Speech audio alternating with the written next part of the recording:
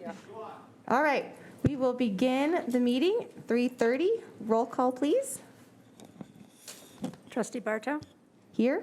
Trustee Matoye? Here. Trustee Crane? Here. Trustee Anderson? Trustee Ursulou? Here. Trustee Wygand? Here. Trustee Yelsey? Here. Dr. Smith? Here. Okay, adoption of the agenda. May I have a motion to adopt? So moved. Second. Okay, it has been moved by Trustee Crane and seconded by Trustee Yelsey. Roll call. Trustee Barto? Aye. Trustee Matoye? Yes. Trustee Crane? Yes. Trustee Anderson? Trustee Ursulou? Yes. Trustee Wygand? Yes. Trustee Yelsey? Yes. Okay, community input on closed session items only. Do we have any comments? Crickets. Seeing none, we will now move to closed session. The items are 5A, discipline dismissal release, 5B, conference with legal counsel, anticipated litigation, 5C, conference with labor negotiator, 5D, public employee discipline, dismissal, release, employment, 5E, public employee discipline, dismissal, release, employment, 5F, threat to public services or facilities. Okay, we will now move to closed session at 3:31 p.m.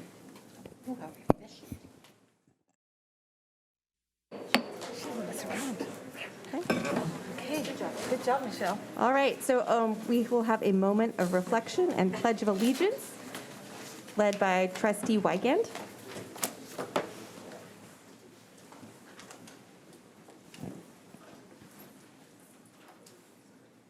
Ready, begin.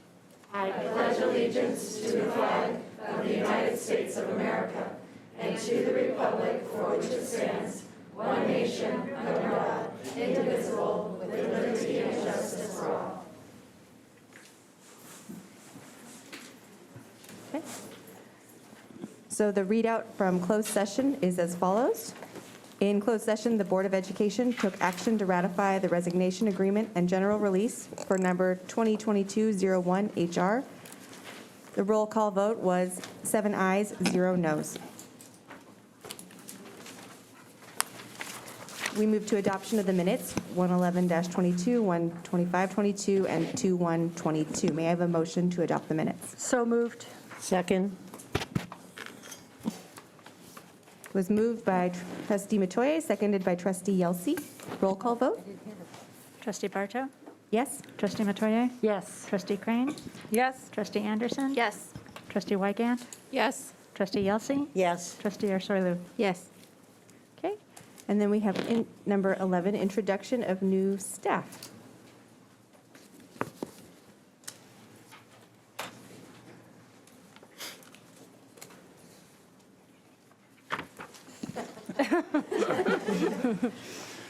Good evening. It's a pleasure to be here tonight to introduce Julia Lamateo. She is the Director of Fiscal Services, which includes our operations for payroll, accounting, and budget. It's a pleasure to introduce her. Julia. Come on up. That's who that is.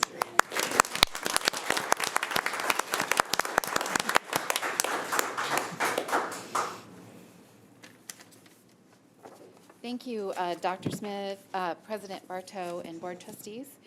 I am truly grateful for the opportunity to serve Newport-Mesa in my new role. 15 years ago, I was fortunate enough to run across a job posting for a financial analyst position here at Newport-Mesa. And the job description was intriguing, so I decided to apply despite the fact that I live in San Diego. And at my interview, I found an instant connection to the position and to the people, and it was an opportunity I couldn't pass up.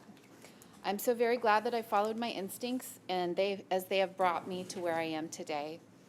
Over the years, I've been fortunate to work with a diverse array of people, all dedicated to the same goal of providing the best for our students.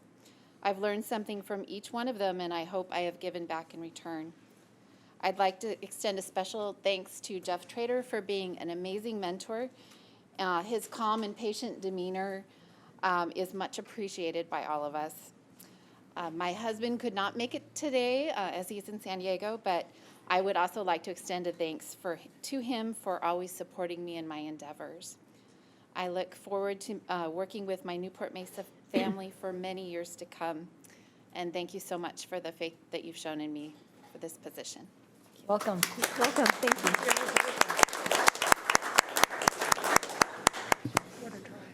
All right, so we have our student board member reports.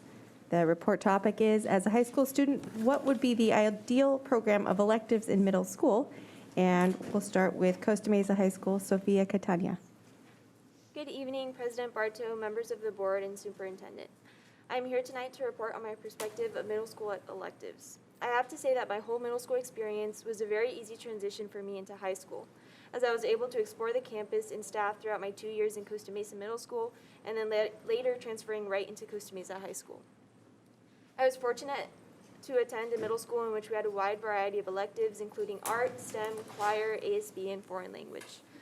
I had the chance to explore various different electives throughout my middle school experience, such as exploration in technology, where we learned the basics of coding and robotics, Spanish for Spanish speakers, a class tailored to those already speaking Spanish at home, and ASB, a leadership course that allowed us to learn the skills of communication and teamwork from early on.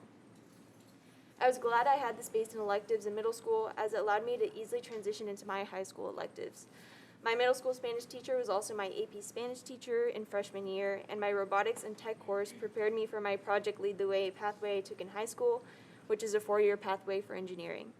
I think it's important for all middle schoolers in the district to have the same experience and be able to take electives in subjects which they are passionate about and can help them prepare for the electives they wish to take in high school, and furthermore, impact their decisions of electives and majors chosen in college. Thank you. Thank you. Next, we have Early College High School, Nicole McMillian.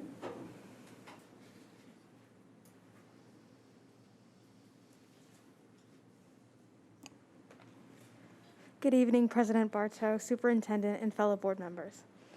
My report topic tonight is, being a high school student, what would the ideal programs of electives be in middle school? So first, it is tough for middle schoolers since they don't really know what they're interested in yet. It's kind of just whatever sounds interesting at the time. That being said, the majority of responses when I consulted my fellow peers were that it's nice to have more than one elective.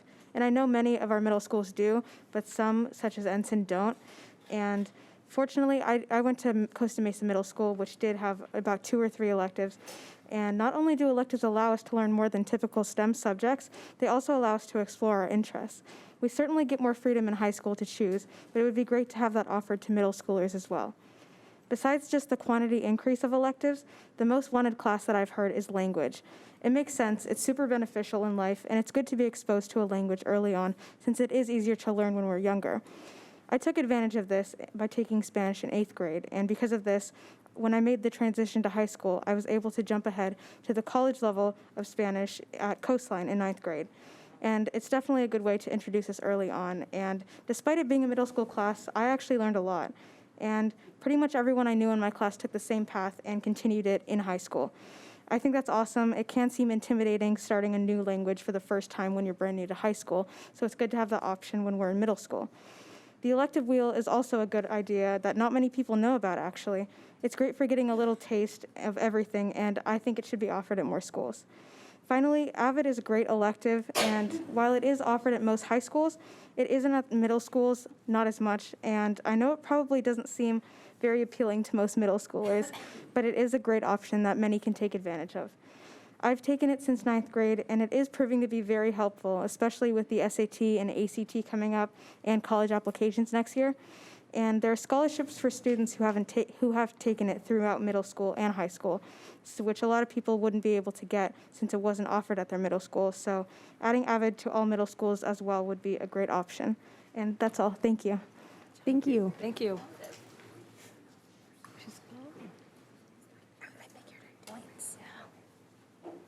And then Corona Del Mar High School, Katie Barnes.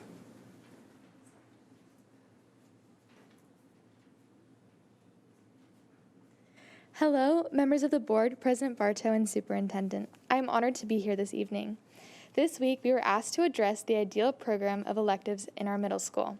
Currently, CDM Middle School is unique in that we are joined next to CDM High School. Students are able to take high school classes by testing into classes for foreign language, science, and math. With the opportunity of taking the high school level classes, students have a variety of electives to choose from. Our middle school electives also may include middle school ASB, ceramics, drama, and art. These are just some of the amazing opportunities Corona Del Mar middle school students have. Thank you for giving me the opportunity to present tonight. Thank you. And just a note, because I know there's some students later who wanted to give comments as well. If you have not submitted a comment card and would like to do so, there'll be some time later on, but you can find it at the front. I asked Dane if he was here, if he would speak because it was T-Winkle. So can we ask if he's here? Yeah, he's here. Dane? Yes, you did. I asked Dane to be ready to do a report, so even though his name wasn't on the list, thank you very much. My bad. Go Dane. Can you guys hear me? Okay. Good evening, Superintendent Smith, President Bartow, and members of the board. I'd first like to preface this statement by saying how good of a school T-Winkle is. I had some of my most fond educational years in those 2 years at T-Winkle. However, when the student school board members were asked to report on electives in their middle school, and I began to consult with some of my peers at my school, I began to realize how big of a problem electives were at T-Winkle. In comparison to other middle schools in the district, we have far less elective options. Now, I understand that we can't offer as many electives as Costa Mesa or Corona Del Mar because their middle schools are on the high school campus, allowing for easier transition between the two. But I just find it hard to believe that we have so few. I know when I went there was around 6. I know they've added a few more. So that's good. But specifically, there needs to be more art-based electives, whether that be like a graphic design class, ceramics, or even just a painting class. Also, there needs to be more music and even a drama class possibly. And I think foreign language is super important, being that we're so multicultural and diverse around here. So I think that's a must. Although this shortage is a huge problem, I think the greater problem with electives at T-Winkle is that students only have the opportunity to have one elective per year. So they don't really get to dabble and figure out truly what they want to do when they go to high school and then eventually college. Personally, for me, I've always been super interested in the Project Lead the Way program at the two schools.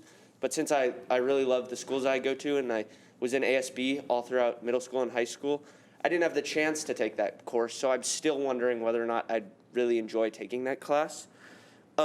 Additionally, I know some people who might have been academically challenged and had to forfeit their elective period all throughout middle school to have an extra academic period to catch up.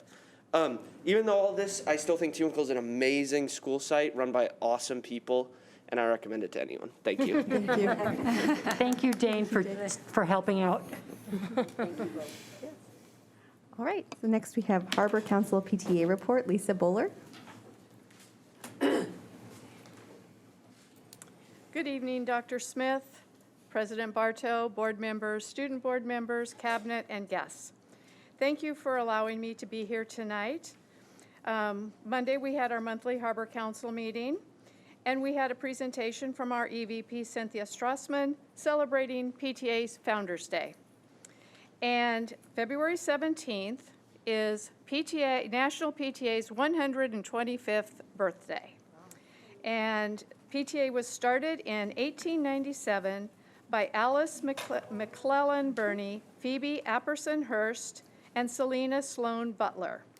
We celebrated their legacy and work of our founders by calling up each of our PTA presidents and executive board members and personally thanking them for all of their hard work and efforts in bettering the lives of the students, all the students in Newport-Mesa. We gave each of them a package of chocolate truffles to show them that we truly do appreciate them and wanted them to know and understand that we have 125 years of knowledge behind us and we're willing to get out there and work. Also, all of our presidents received a flyer from the sales department? Sale. Sales. Singular. And she gave us the flyer in both English and Spanish, reminding us to inform our families of the upcoming virtual parent ed talk on stress and our children. And we might do well just on our own stress about that, and that's going to be on February 16th. So I recommend that everybody attend. Anyway, thank you very much. Thank you, Lisa.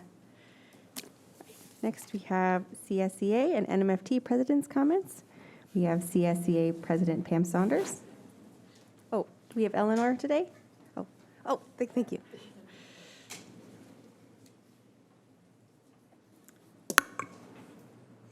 Good evening, Board President Bartow, School Board, Superintendent Dr. Wes Smith, Cabinet, and guests. CSEA appreciates this opportunity to speak tonight. First of all, we would like to acknowledge and congratulate our Classified Employees of the Year from NMUSD, Maria Kuhn Martinez, Nutrition Services 2 at Pomona, and Karen Weir, Health Assistant at Anderson. Both employees continue to support all students every day. Thanks to the commitment and dedication of classified employees and also their hard work, students continue in-person learning, cleaning classrooms, serving meals, transporting students, assisting classroom learning. All classified employees continue to support in-person learning. District communication to all staff members is important to everyone. It's better to receive twice than not at all. Health and safety is important to all students and staff members. We would like to remind everyone to follow safe practices, wear a mask, and social distance during the upcoming President's holiday. As COVID remains with us, your action impacts everyone around you. Thank you again from CSEA, Chapter 18. Thank you. Next, we have NMFT President Sarah Allwater.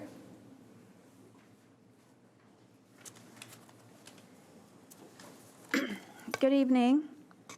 Good evening, President Bartow, board members, Superintendent Smith, and cabinet members. I'm glad to have the opportunity to speak before you tonight.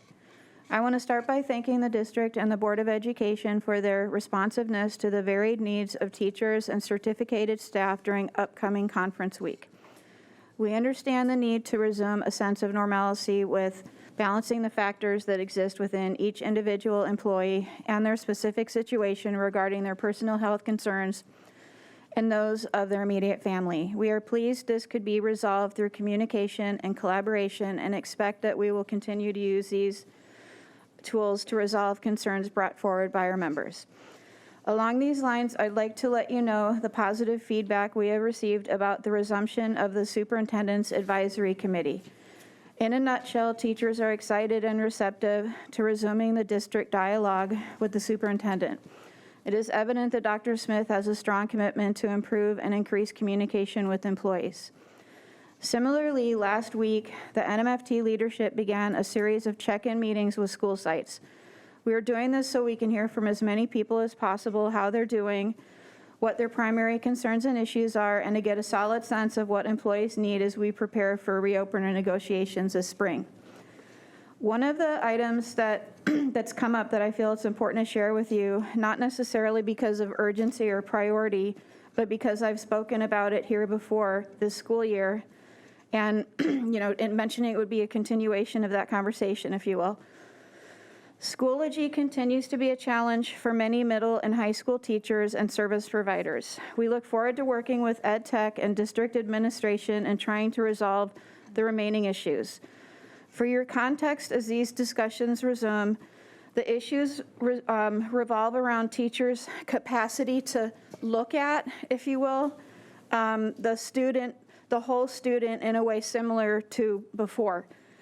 Problematic are not so much the tasks that are the black and white deadline-driven ones, like simply grading or accessing a piece of information. It's more nuanced than that. And it's the whole child type of assistance. And I'm going to say, because I ran this analogy by some secondary folks, and it fit, that these are the tasks that you do for a student that you would if it was your child, where you see the whole big picture laid out in front of you. A lens that the platforms prior were able to be done more successfully and simply. And so I feel like it's important to bring it up because I know that you care about that deeply. We all do. And so it's some unofficial things that teachers do for their students that still need some support with. So whatever the solution ends up being with the platform, we look forward to assisting and helping support teachers in their work for their students. Thank you very much. Thank you so much. Next, we have community input on non-agendized items.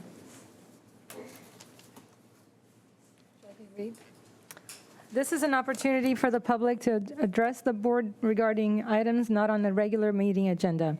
Comments on non-agenda topics are limited to 3 minutes per comment, up to 20 minutes per topic. A speaker may not relinquish his or her time to another person.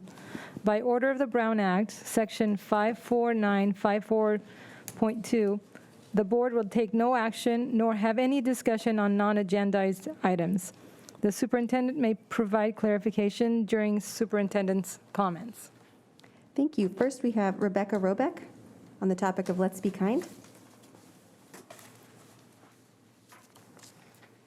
Good evening, President Bartow, Superintendent, and fellow board members. My name is Rebecca Robeck. I am a senior at Costa Mesa High School and the founder of Let's Be Kind. Let's Be Kind is a nonprofit that is creating a student-led culture of unity through kindness on school campuses. In the 8th grade, I had noticed my campus wasn't using kindness in their everyday lives, and I wanted to change that. What started out as a small act of kindness to help change the culture on my middle school campus has grown and allowed me to create a nonprofit that has reached over 12,000 students on 15 different campuses. We know that students want to be kind individuals and help others feel heard. And to do that, they need to find a common denominator that creates a sense of unity and equality. These students are looking for resources and the right help to create change and stop feeling like they can't make the difference they want to make. Let's Be Kind believes that students deserve to have a resource that allows them to show kindness to others and have it shown to them. We understand the frustration of wanting to create change but not knowing where to start. I felt that same frustration, which is why I started Let's Be Kind, where thousands of students are changing their community through wearing their Let's Be Kind t-shirt on campus. The simple act of wearing your tee to school is helping to create a difference. We invite students to join the movement so they can stop worrying about the negatives of their day and start spreading kindness through their actions. The cities of Costa Mesa and Newport Beach have proclaimed the month of April as Let's Be Kind Month. Let's Be Kind Month is a time to celebrate the kindness that has been shown throughout the school year and come together in unity through kindness within our school campuses and community. On a Let's Be Kind Day, we try and create a party-like atmosphere during the school's lunchtime where we are able to pass out t-shirts, explain what Let's Be Kind Day is, and be available to those students who need someone to talk to. Students have told us that this event has helped them feel like they belong on their school campus for the first time. What's special about Let's Be Kind Day is that it allows for those students on the outskirts of the campus to feel like they belong to something. This small act of kindness has a lasting impact on students' lives, and because of this, I am asking the Newport-Mesa Unified School District School Board to sanction April as Let's Be Kind Month for our entire school district. Thank you for your time. Thank you.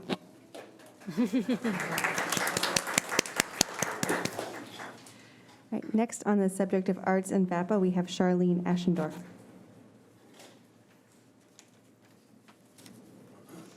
Good evening, President Bartow, trustees, Dr. Smith.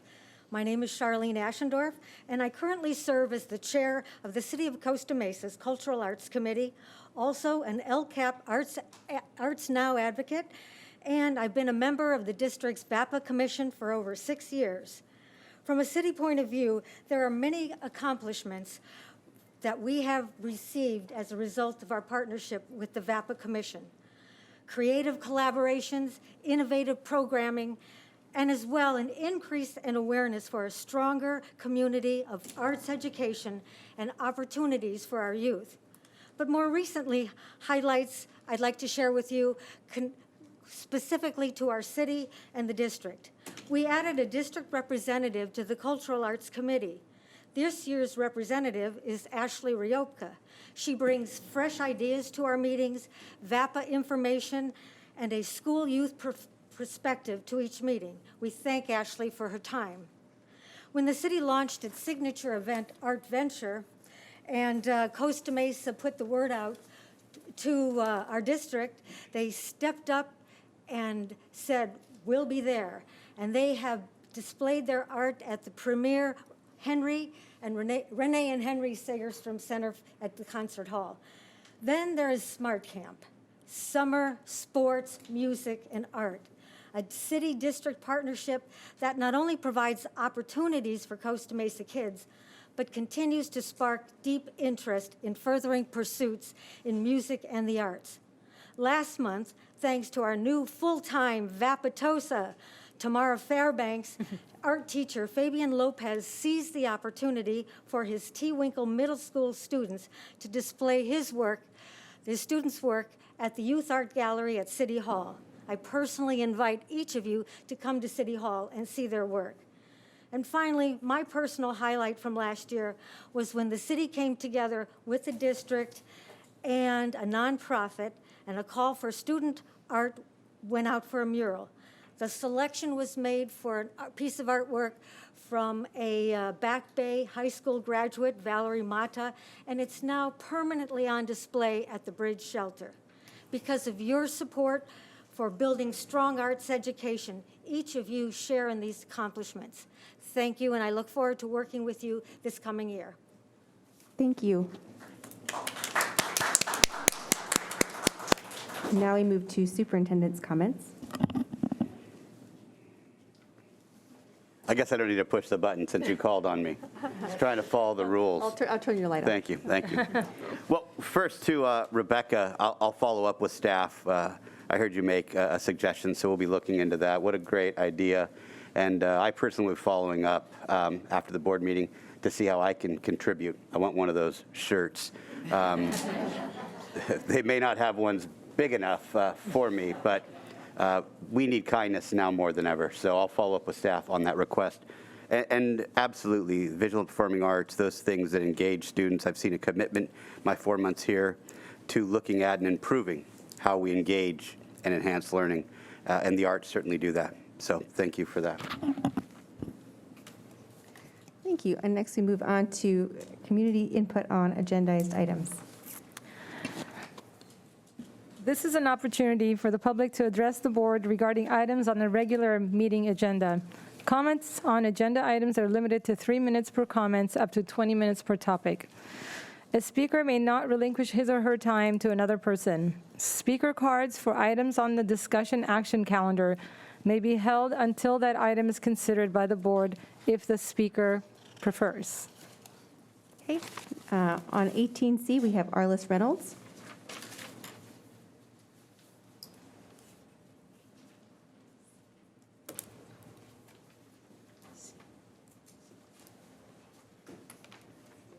Right. Hello, trustees. I think this is the first time I'm ever speaking in this room. It's nice to see you all in person.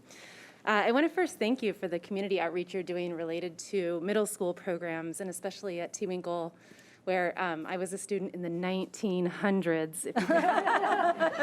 And I really look forward to collaborating with you all on shared priorities that we have, including early childhood education, safe routes to school, and student health and safety. I don't plan on making a habit of coming to your meetings. I've got plenty of my own. But I really had to make time tonight on an issue that hits home personally and as a representative of our shared constituency in Costa Mesa. I want to share some concerns I have with the planned theater project, as planned, and ask you to consider a plan that enables a really great new investment at Estancia without removing what is a really important asset at Estancia. I'm asking you to design a project that keeps Senior Lawn.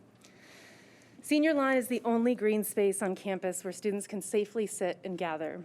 For a school that is entirely indoors, this outdoor space adjacent to classrooms is critical for fresh air and connection with nature. That fresh air and connection with nature is critical for student health and wellness. We know that more than ever now after 2 years of not being able to be indoors and really finding deficiencies in our outdoor space. Senior Lawn is also a legacy space that connects Estancia students and alumni as a welcoming space that is accessible to all students any time of day. It's a place where students have created and shared memories for decades. Those memories are captured and preserved in yearbooks dating back decades, including my own. And that space, as I understand, is also a really important part of the principal at Estancia's efforts to build school pride and spirit. Now, I was really excited in January to see your new district priorities, which include whole child support, meaningful community engagement, and facility master plans. With this project, you have an incredible opportunity to put those priorities into practice and invest in Estancia in a way that creates a healthier campus with access to outdoors and natural spaces that we know is critical for student health. You can build a project that engages current and future students and their families through meaningful engagement to build ownership in a project that offers something for all students. I ran for city council because the West Side, I felt, had not been engaged appropriately in my youth, and this is an opportunity to increase that meaningful engagement. You can build a project that maximizes the dollars you have to get a win-win-win out of this project, and you have an opportunity to create a project that everyone celebrates. I will help in any way I can toward that goal. Please open the door with this huge investment opportunity to consider options for a project that protects the limited natural space that Estancia has. Thank you. Next, we have Olivia Maldonado. After that, Charlene Aschendorf, and then Dennis Aschendorf.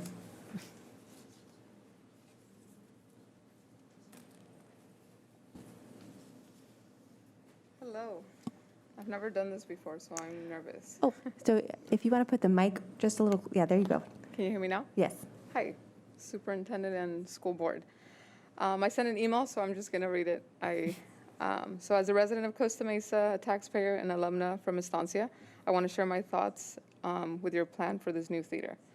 First off, super awesome that funds are being allocated to our school, as I know renovations are needed. However, the idea of tens of millions of dollars that are being spent in a theater seems illogical to me. Estancia already has a theater, and ideally funds should be put into remodeling what we already have. Perhaps use those millions in upgrading the infrastructure. Estancia has so many needs and upgrades to be done.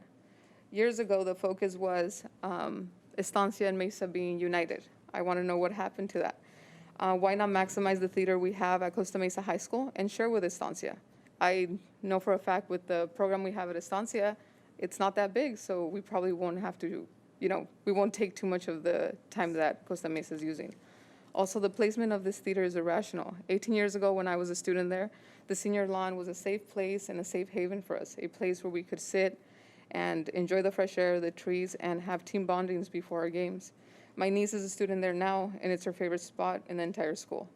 We're in the midst of a pandemic, and Estancia High School is mostly indoors. So knocking down all those trees and taking students' safe place seems, especially because they use it to cope with stress and crisis, seems cruel to me. So I have a few questions for you. Are you thinking of our students and our future generations, or is this only a check mark on your list? The senior lawn does need TLC. Why not beautify and upgrade what we already have? Also, have you thought how congested Placentia would get with traffic, or how this could potentially impact the fire department across the way when we have an emergency? Tens of millions of dollars can be put to good use and make a big difference for Estancia and its future generations if used appropriately. It's a shame that some people are blinded by this shiny building instead of focusing on our responsibility to provide the care, the tools, and the space necessary for our future students and students now to actually shine. Thank you for your time. Thank you. Next, we have Charlene Aschendorf.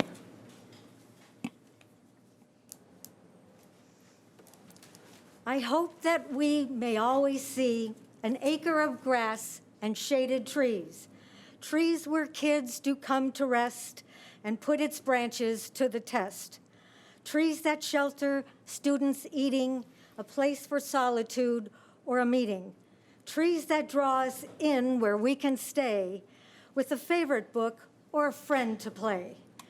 These trees do make community and can be spared by you and me.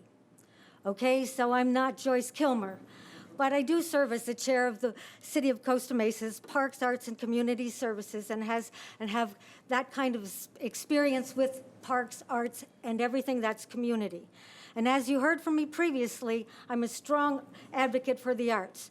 And while I support the theater at Estancia, I also support a drama department at T. Winkle Middle School, which will become a feeder school into the Estancia Drama Department. We have unique schools in our district, but Estancia stands out because it's integrated into a neighborhood immersed in a diverse community, rich with the history of Goat Hill Junction and the art of the adobe mural, as well as Fairview Park, its beautiful trails and natural habitat. But it's 30-some trees and this open space acreage that welcomes family, that adds to its distinction. Yes, this makes Estancia unique. This is a gathering space in front of the campus, a place for students and families, and it has been over the years a fall marketplace that brought community together to raise funds for boosters and youthful entrepreneurs. The current theater plan is not a done deal. There's still time to consider the value and integrity of a community school and build a state-of-the-art theater. Yes, I know there will be trees in the proposed plan, palm trees, as I recall, not mature, shaded green trees. Also, the trees are not being proposed at a 3-to-1 replacement ratio as we use by city standards. I urge you, take a step back. Don't become so involved and tied to the Estancia Theater in front of the campus that you only see the forest or the bling for the trees. This is not an either-or situation. Thank you. Thank you. Next, we have Dennis Ashendorf, then Fernando Barron, and finally Brittany Ebergeni. Good evening, President Bartow, distinguished trustees, Superintendent Smith. My name is Dennis Ashendorf. I'm speaking as a resident of Costa Mesa. In the past year, you've handled a difficult situation gracefully and also defeated challenges.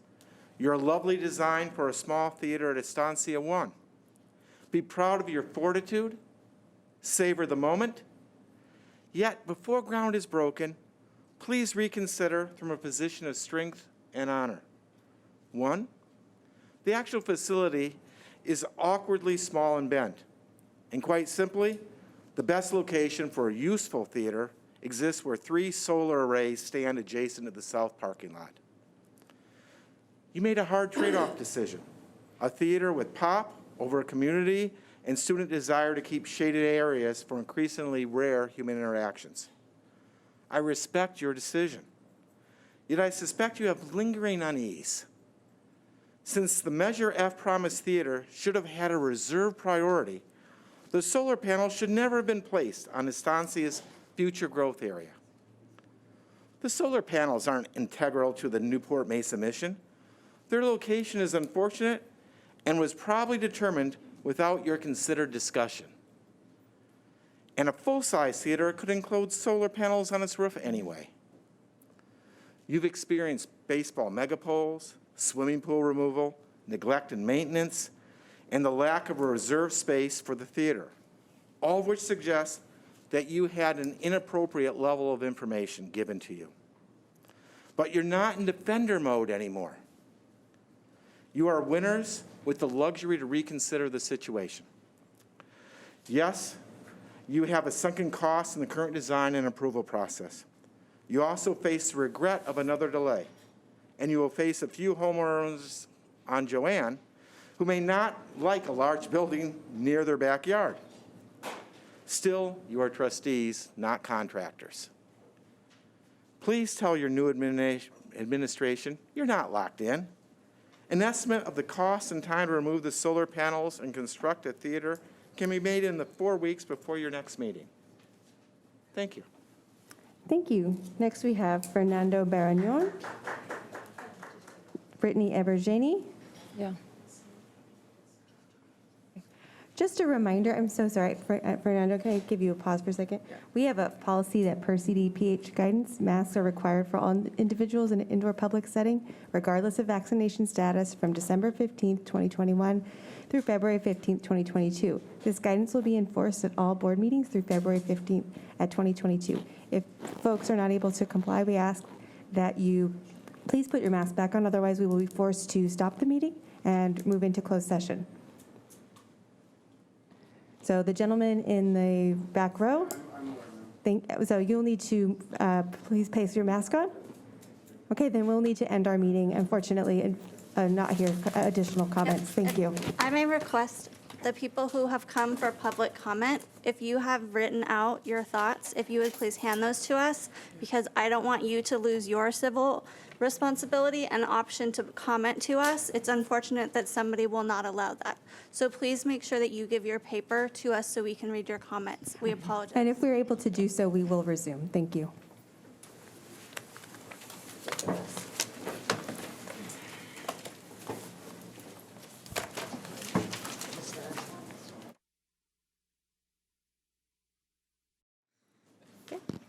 So thank you. We had a early learning program from Kathleen Leary and John Drake, which was a staffing discussion related to the report that was presented and is available in the agenda online. We'll now continue with 18B, report on the supplement to annual update to the 2021-2022 local control and accountability plan. I'd like to welcome up Vanessa Gailey, who will be presenting this item tonight. There has been some shifts within the state of California, once again, in regards to the LCAP. And so tonight, you are going to hear about the supplemental document to the annual update to the LCAP, which you have never seen before. And so our Superior Vanessa Gailey will dazzle us tonight with her presentation. Thank you. Thank you for that kind introduction. President Bartow, Superintendent Smith, Board of Trustees, and Cabinet and guests. I'm pleased to provide this report on the supplement to the annual update to the 21-22 Local Control and Accountability Plan. This is a one-time deal that the legislature has presented to us, and really it's an opportunity to bring you currently up to speed with where things are with our Local Control and Accountability Plan. As you may know, the board approves the plan every June, and so this past June, this is what we took to the public and to the board. And then since then, though, there have been some changes. There have been additional plans, and so really the purpose moving forward is to try and provide an update on where are we now. So we brought to you the ESSER 3 expenditure plan in October, and we also had an educator effectiveness block grant plan in December. And so really this one-time supplement is intended to acknowledge the funding that we've received since the LCAP was approved, and also to acknowledge that there are more plans to come. So we want to make sure that people are aware of the input that we are gathering and some of the actions and outcomes that have occurred. So we are providing our constituents with some available data on expenditures, our student outcomes, and action and service implementation. So there are 5 various prompts that we are required to address, and so we've really tried to do that in the presentation. We have done this in a variety of ways. We've tried to provide a streamlined version of the presentation this evening. We also have a little bit more detailed on expenditure and action implementation available. So there will be 2 presentations posted to our website, one called truncated version and one called detailed version. And then we also have an actual plan document for people who like to read the longer, lengthier description. So this gives you a sense of some of the input that was gathered prior to the LCAP adoption. And we really look at this cumulative input gathering in forming all of our plans and making them cohesive. So we don't have to collect all new input all the time. We're trying to build on input that we've received, but then gather more on how it's going. So you can see that we gathered a lot of input around our local control and accountability plan, the expanded learning opportunities grant plan, and then we also brought forward for the public opportunities for comment. So we had staff forums and thought exchanges, and of course we have many district advisories that we consult throughout our entire local control and accountability planning process. But wait, that's not all. We also had the emergency elementary and secondary school emergency relief funding. So we went out to leverage some additional opportunities in October. In November, we worked on the educator effectiveness block grant plan. And then moving forward, we have some new grant funding, A to G completion.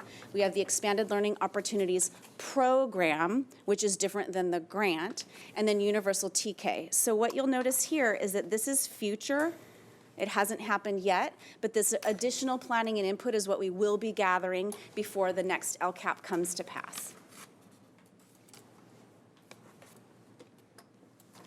So the next prompt is asking how the district plans to use or has used already additional concentration grant funding. And that is funding that Newport-Mesa is not eligible for. It's really for districts with high percentages of poverty. And so because of that, we don't get the money. And so this is a pretty easy prompt to address. For prompt 3, we're supposed to provide a description of how we engaged specifically around that ESSER 3 funding. And so we wanted to make sure that we called out, again, the forums that we used. We leveraged the LCAP, and then we added on additional forums. We did public forums in the morning and the afternoon. We did staff forums. We did thought exchanges. And then with the ESSER funding specifically, we had an AM and a PM forum as well as a thought exchange. And then, of course, it was presented for public, and public could submit comment.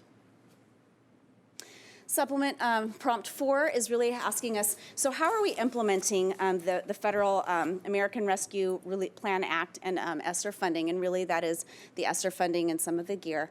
And successes and challenges experienced during implementation. And so really, I think you'll notice that we have a lot of successes, but we boiled it down to 3. One is staffing. We are so very proud of the tremendous work that our organization has done to hire, to retain, to recruit, and it has been very difficult in these challenging times. We also are very proud of the success in providing high-quality in-person instruction. We've been doing that for a long time, and we found new and innovative ways to try and really keep our kids on campus and give them a safe experience. And also, we've devoted a lot of additional resources to the whole child. We really are paying attention to not only academics, but behavior, social, emotional, and mental health. Some of our challenges are staffing. As hard as we're working to try and hire, there are vacancies, and so we recognize that that is a challenge, as well as substitute shortages, and of course the ongoing health concerns that lead into those challenges with staffing. Also, when you get many new resources, it is a shock to the system. And so we really are trying to work hard to adapt to the influx of resources, personnel, workflow, communication, and try and just get through some of the messiness that comes with the territory. So the prompt number 5 is really about how we're using our fiscal resources from the 21-22 school year, some of the new funding that wasn't necessarily in the LCAP, and how are we making sure that we're layering on and we're trying to make a cohesive plan. And so really that is what we do. We leverage the existing LCAP first. We say what are our goals, and then how does that inform what else we're trying to do. And then we relate those resources, and so a lot of times what we're able to do is accelerate the things that we were already hoping to achieve in some of our out years. So for example, in the LCAP, we currently have 3 goals, one around mental health, wellness, and engagement, another around student academic success, and another around the conditions of learning. So that's our local control and accountability plan. And then we have layered in the safe return to in-person instruction and the ESSER 3 expenditure plan to support and to augment what we were already planning to do. And so the priorities there are the health, safety, and wellness of students and staff, and that fits very nicely with Goal 1. And then making sure that we're providing in-person support to the extent possible, but when not, still providing support to our kiddos in isolation or in quarantine. We're maintaining those health and safety procedures so that kids can be in school. We have things like safety equipment and cleaning processes and facilities maintenance outlined in our gray plans to support us doing the big LCAP plan. Of course, we're trying to support all of our students, but particularly students who've been disproportionately impacted, and make sure that we're accelerating their academic progress. And a lot of these additional funds have gone toward those efforts. And then finally, it is a lot of expenditure for personnel, whether it's these additional mental health supports or these additional teachers, the additional credit recovery, the additional student well-being. So what we're trying to show is that all of our actions and services are really aligned tightly to the work that we're trying to achieve in the local control and accountability plan. The next phase of what I'm supposed to report on is a mid-year update to the plan that we put forth to you in June. So a reminder that we are a district focused on multi-tiered systems of support, and it is a district-wide approach. And that really is starting at the universal layer for all of our students, then providing some supplemental supports, and then finally intensified supports in the areas of academic, behavior, and social, emotional, mental health. The reminder that we have 3 goals, and this was presented, and you can find a lot of this information on our LCAP web page if you want to go and find a short version. It's only 4 pages, and a long version, it's 209. And also, I wanted to acknowledge that we got some input in June about thinking about an additional goal. And we also have recently adopted our board priorities. And those priorities complement the LCAP, and the LCAP complements board priorities. So we are really taking a hard look at adding a 4th goal and focusing on family and community engagement. So this is the short version that I talked about. If you go to our website, you will see a shorter version of our LCAP. It basically says the things that we're planning to do, and it's layered in all or universal, some targeted supplemental support, and then few, the intensive supplemental support that is available on our website, English and Spanish.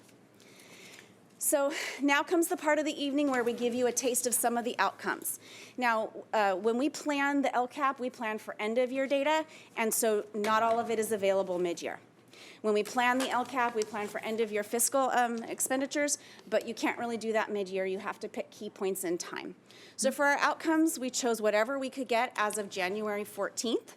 And then again, towards the end of the year, we cut off about May 15th before we do our data. So our attendance rate, 93% as of August through December 2021, and I believe that was December 1. So pretty good attendance rate for our kiddos, K-12. And then looking at our chronic absenteeism, not as good as we would like. So that's always something that we'll be looking at.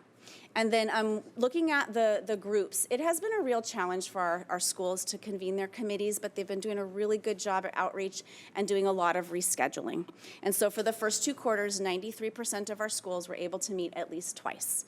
And then lastly, we've planned 7 parent education sessions throughout the school year, and 3 have been accomplished so far. We're on target to meet our goal for the end of the year. Thank you. Trustee Crane had a question. Sure. Yeah, very quickly.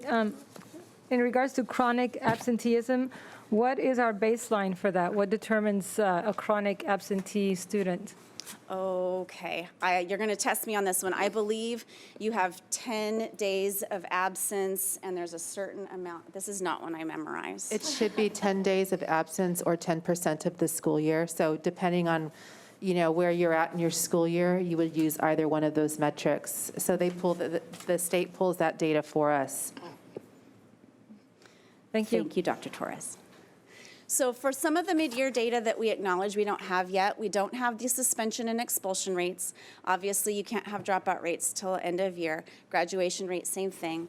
And then participation in the California Healthy Kids Survey. It usually happens on an every other year basis. This is not typically scheduled to be an administration year, but I think you saw a board item. We are very proud that we're going to do an annual administration this year. And since obviously it hasn't been administered, we don't have participation yet. So if one was to look on our website tomorrow after 9 o'clock in the morning, they would see the more detailed version of our plan, and you will see this update. It's designed to look like the expenditure tables at the end of our LCAP, and then you would see the planned expenditures, what was expended through October 31st, and then that percent implementation is just a calculation. And then we made a couple of notes about where we are with each of those actions and services. So we're not going to go through every single one. I'm sorry. But if you want to see it, you'll be able to see that on the website tomorrow. So what we did want to do... I'm sorry, before we go on to the next one, Trustee Anderson had a question? Yeah. I was just wondering, I know for goal 1, it's, mental health and wellness. And I'm looking at the outcomes and and the implementation has several of those, but the outcomes don't necessarily talk about specifically mental health, or there's not something that we're measuring. Is there, because I know before these were 3-year plans, but then there's the LCP and now it's different. So are we, now that we have this in place, is it a living document and we can add metrics in there that, will measure mental health or will measure something? So it's not just something we're implementing, but we're also keeping track of on here? Or is that... So yes, it is a living document. We are not able to take any of the metrics out unless it's something that's discontinued, like the state no longer has that metric. Moving forward, if we want to add an additional metric, that would happen through our consensus process and stakeholder input as we're developing. So at the moment, this is what was included in Goal 1, and then if we want to add more, we certainly can discuss that through our regular development process. Okay, thank you. And I had one more question from Trustee Ursulou. Yes, thank you. Following up on that question, isn't the Healthy Kids Survey going to provide us data on not only physical health, but also mental health? Didn't we agree to the supplemental component modules that will measure mental health? Okay, thank you. Yes, and so again, thinking about what we're doing now, we get to report on just the metrics that we identified before, but absolutely we'll continue to discuss through the input process what additional things we might add. Okay. So we're just going to highlight some of the mid-year highlights, not going through each of the outcomes for the purposes of our presentation. But again, we want to ensure that we've done a lot around the staffing, and we're very proud of that highlight, and onboarding all of those people into our systems, like the elementary counselors, some additional behavior specialists. Not only did we have health assistants, but we added hours, and then we added cover positions. So those are some adjustments that we've made. And then we want to make sure that if you're looking at the expenditures, you do know we're doing our very best for our hiring, and also that October, that is one point in time, so it's not going to show you a full picture of our expenditures, and so if it seems a little low, know that it was the beginning of the year, one pay period, but we'll have a report again towards the end of the year. Also, we do want to acknowledge that some training has been delayed. Our substitutes have been used for providing for coverage for our classes. And so planned training will continue in the spring as long as it doesn't need subs. And so we're trying to be creative about that. Parent and family education has occurred at our district level, but a lot of our site events have been delayed. So we acknowledge that, and if you look at the expenditures, that is reflected. And then lastly, we have provided services for our foster youth and homeless students, and also done a lot of work with our community partnerships, and we really wanted to highlight that. Thank you. And I just wanted to highlight, because I get this question a lot from the public, that while we did not, while following, we're benefiting from ESSER funds, and we're following County Health Department rules. It's not that we got the ESSER funds because of specific things, but we did have the benefit of being able to use that for a lot of the health issues and the welfare issues. Yes. Thank you. So I'm not going to go through every result here, but basically the broad strokes is we have been able to administer some of our reading assessments to the targeted grades. We have one for kids in grades K2, a different assessment for kiddos in grades 3 through 6 and 7 through 10. And so even though we had said we would look at trimester 2, it's mid-year, so we took Tri-1 data. And so people will notice that scores are slightly down in comparison, but I want to caution people to draw too much distinction, because these are different groups of kids in different circumstances at different times. And so really, I would say if people are concerned, it's important for you to talk to your kids' teachers and principals when you're thinking about what data you're looking at, especially if you're looking at some of our public-facing data. And then lastly, we administered the Smarter Balanced Assessment to students in grade 11 only in English Language Arts, and that's why we'll have results for kids in grade 11, but not in grades 3 through 6. Kiddos in grades 3 through 6 took STAR assessments to satisfy some requirements last summer. We did administer the Smarter Balanced in math, and so overall, we were able to aggregate those results for students in grades 3 through 8, and then we do separate it out for grade 11. And so you can see again that we had a baseline in 2019, no administration in 2020, and then we have other scores in 2021. This is not a cohort approach, it's just point in time. So we have our A to G completion rate for students, and we've been able to compare 2019 to 2021. We are pleased that the graduating senior number has gone up, and so that would be something for us to take a look at, and of course we want to continue to attain that. And then we have more students who completed the career technical education pathway last year than in prior year, and that's quite a feat in a pandemic. So data on the horizon, what will be coming. The participation rates were not published yet, so we'll be able to publish that when that's provided by the state. We won't have percentages of students in English language arts from last year, but after the administration of our assessments, sometime in next summer, we'll be able to have smarter balanced results. We will get our English language proficiency assessment results, and of course, more information to come on AP. And then we do an implementation rating of our academic content standards towards the end of the school year. So obviously that's not available yet. Okay, and Trustee Crane had a question. Regarding the Goal 2 outcomes, I know it may be a little too soon, but do we have an idea how where we fall in regards to other county schools or state schools? Because I'm sure has there been any data that's been published? And if the only way you could compare us to other schools in academics in grades 3 through 8 is really with Smarter Balanced. Yeah. And So many districts opted not to give that last summer. So really this would be almost like a new baseline for Yeah. this current year. And then we would have to look toward future years to try and do comparisons. Yeah, okay, thank you. Are we hoping to use any of or try to gain insights? Because while the numbers look good, it's confusing. So are we going to try and parse that out a little bit? I think it's a little soon to tell. I think when you think about the learning conditions this year and some of the challenges in staying in class, having consistent learning, having consistent assessments. I think looking at this year will be one thing, but then also looking at hopefully a more normal year next year, we'll be able to gauge. So again, and it's school by school, grade by grade. So I don't know that we're going to draw too many large comparisons just yet, and I'd probably suspend judgment a bit until looking at maybe more end-of-year data and even thinking about what we learn after all of the summer data comes in from our administration of the Smarter Balanced. Thank you. Okay, so our Goal 2 mid-year highlights, again, staffing. We're really proud of all of the amazing teachers on special assignment and our specialists. We're so very proud of our VAPA program and our PE support and the science specialists and the work that is being done at our secondary with our instructional coaches. So we're pleased with all of that. And also, we had a commitment to provide more tutorial. So paper was purchased and is being used, and I think I hear it's being used more and more every day. Our assessment platforms are in place. We have had some challenges in hiring, particularly around instructional assistants. We've acknowledged that, and we're doing our very best to try and see what we can do to support the learning. But we always have wonderful teachers in our classrooms, and we have a lot of supplemental teachers as well. So we're proud of the way our teams have really pulled together. And then we have provided quite a bit of additional secondary credit recovery and intervention as we planned.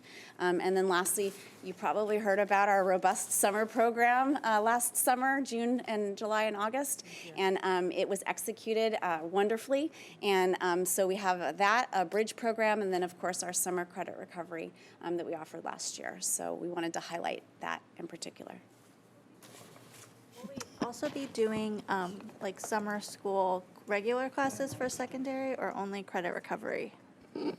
No, we'll also this year be offering an opportunity for original credit for some coursework. We'll also have in-seat for credit recovery and then intervention. Okay, great, thank you. Okay, we're in the home stretch. So for the Goal 3 outcomes, you'll see we've done a really great job of hiring and appropriately assigned and fully credentialed teachers. We have standards-aligned materials. Our facilities are in good repair. This is validated through the facilities inspection tool each year. We have expanded our dual immersion language programs at our College Park and at MidYear, so we're now at 7 grade levels. We have students in VAPA enrollments. Remember that we have some declining enrollment. So keep that in mind, and this is duplicated enrollments. So thinking about this is counting a seat in the fall and a seat in the spring. And if I'm a kid that took music and photo, then I count for more than one, right? So we're really looking at unique enrollments across the year. And then for AP, we have a lot of kids enrolled in AP. And again, despite declining enrollment, I think you see that our numbers are holding strong. And then lastly, we've maintained our number of CTE pathways. So those are the metrics we put forth in the LCAP. And then I think Trustee Anderson had another question. Thank you. Do we know, the numbers for this are so interesting to me for the AP classes. It looks like the English language learners nearly doubled and the students with disabilities are a huge dramatic increase. Do we know what contributed to that? I mean, that's great to see. No, we'd actually have to look into that detail to see who those students are and whether or not they're, if they're singletons, meaning one student, one course, or if it's one student with multiple courses. So we'd have to actually determine what that was. Yeah. Yeah, so it's something we could look at. Thank you. And I would just encourage that when we look at that, we would also include a look at our reclassified students, because that really paints a complete picture of students who were English learner but are no longer, and so a success. Right. Okay, so mid-year highlights then, we've purchased materials, we do that on a regular cycle. We're hiring those teachers, we're making our technology and infrastructure purchases. They're not reflected in expenditures yet, so we don't want you to look at the expenditures and think that we're not spending on technology. We are. And of course, we're maintaining our facilities in good repair. So one of the requirements is that we're supposed to share with you any of the differences in our funding. And so we have a table similar to this in our budget overview in our original LCAP. And when you see the LCAP again in the next iteration in June, you'll see the pie chart and you'll see those other pieces acknowledging. And so what this shows you is that we've had some slight adjustments, not much to write home about in terms of the LCFF funding. In terms of our other state funding, it came in a little bit different than we'd anticipated from the projected amount. In terms of the local funds, it's up a little higher. Obviously, federal funds is really where we're seeing a bulk of the excess. And so we had a total projected revenue of about $8 million over where we had initially thought we would be, and then total budgeted general fund about $7 million over where we thought we would be. And if you have detailed questions, Mr. Jeff Trader will be happy to field them. That screen make you happy. And Mr. Trader, I know you mentioned, but just for the benefit of anyone interested, you said that in the second interim, we would get some detail on how percentage of spend that we'd been able to do with different funds. Is that correct? That's correct. Yeah, we'll provide you that percentage split out. Thank you. All right, so we wanted to give you a glimpse of what's to come. You are here, LCAP Supplement, February 8th. We're going to be showing you the A to G completion next.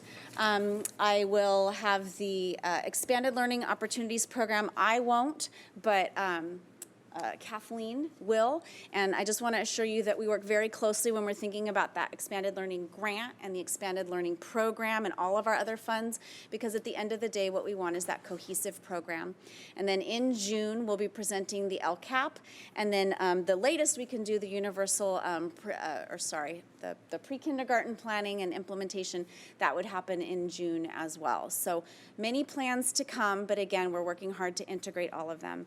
And if people are interested in reading more, they can go to the district webpage. You go to I Want To, and then I'm the very last option. They save the best for last. And so the local control and accountability plan is there, and you can see presentations. You'll see those tomorrow, as well as our documents going all the way back to the inception of the LCAP. Does anyone have any additional questions? Trustee Elsie. I don't really have a question, but first of all, I want to thank you. As always, you do an excellent presentation, and it's concise, to the point, and with all the information we need. And I look at the highlights, the mid-year highlights that you presented for all three, which are pretty impressive. So I think we need to thank everyone involved in those, especially with the Goal 1 mid-year highlights. To me, it's just amazing when we see the support we've given to mental health with all the addition in personnel and supports. And it also brings me down to the bottom one where we, services provided through community partnerships. I attended the Community Alliance meeting, and which I have in the past either in person or on Zoom, but this one, it was to me probably the best I've seen. And the community partners all are working so well together, and really several of them at any one time are providing services to maybe one person or one group of people. It was very impressive. So I also just wanted to thank Sarah Coley and Kristen Henry because they're really doing a great job in there. Okay, Trustee Wygant. Just a quick question on the Universal TK and pre-kindergarten planning and implementation grant. So this is a grant, and this is different than us not getting the funding for the Universal TK, right, for our district? So this is a grant that we'll be able to utilize as opposed to basic aid districts not getting that, correct? But we are still in, I guess, a deficit or a need for that funding. Or not the grant funding. The grant funding will give us something, but not to fully fund. I guess that's the Right, question. we are not receiving any funding for TK at this point for the program itself. Now, for planning and some facility stuff, there is some funding out there, but we're concerned about it, and we hope the governor will put that in the budget. And this grant takes care of some of that planning and facilities needs? I believe it's planning. I'm not It's sure that planning. it It's planning. addresses facilities. Okay, got it. Still a need, got it. Thank you. Anyone else? Well done, as always. Thank you very you. much. Okay, we'll move on to 18C. So much information. Yes. So much. Report on theater project at Estancia High School.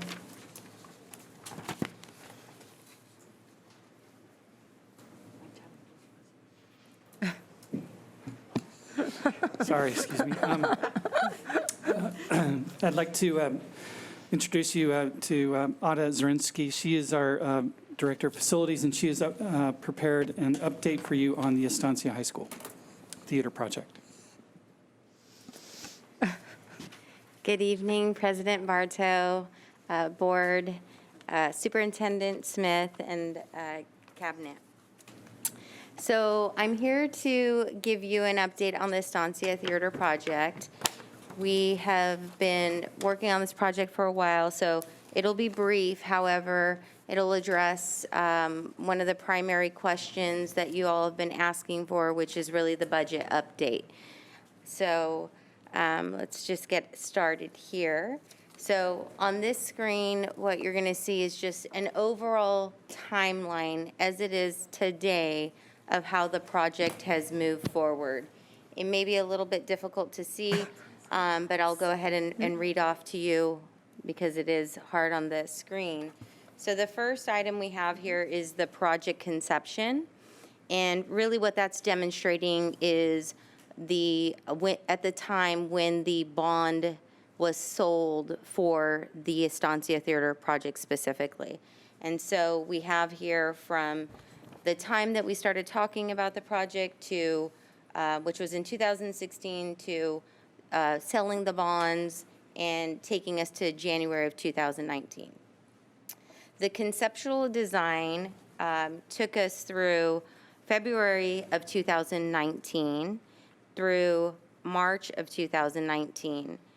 And we did spend a little extra time there for analysis of the opportunities or options for the theater and locating the theater on the site.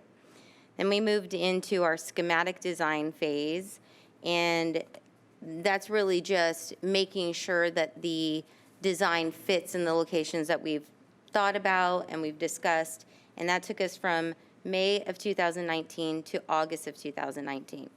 As you get further into the design, the next phase is design development, and that particular phase is just where you start to look at the specifics of the building and the layout of the building and the orientation of the building, and so that took us from August of 2019 to November of 2019.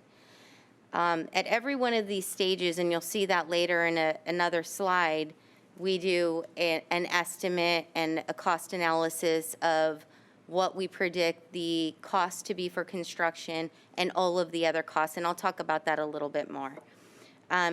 But that being said, there is always an opportunity early on in the project to consider alternatives in the design, and we call that value engineering.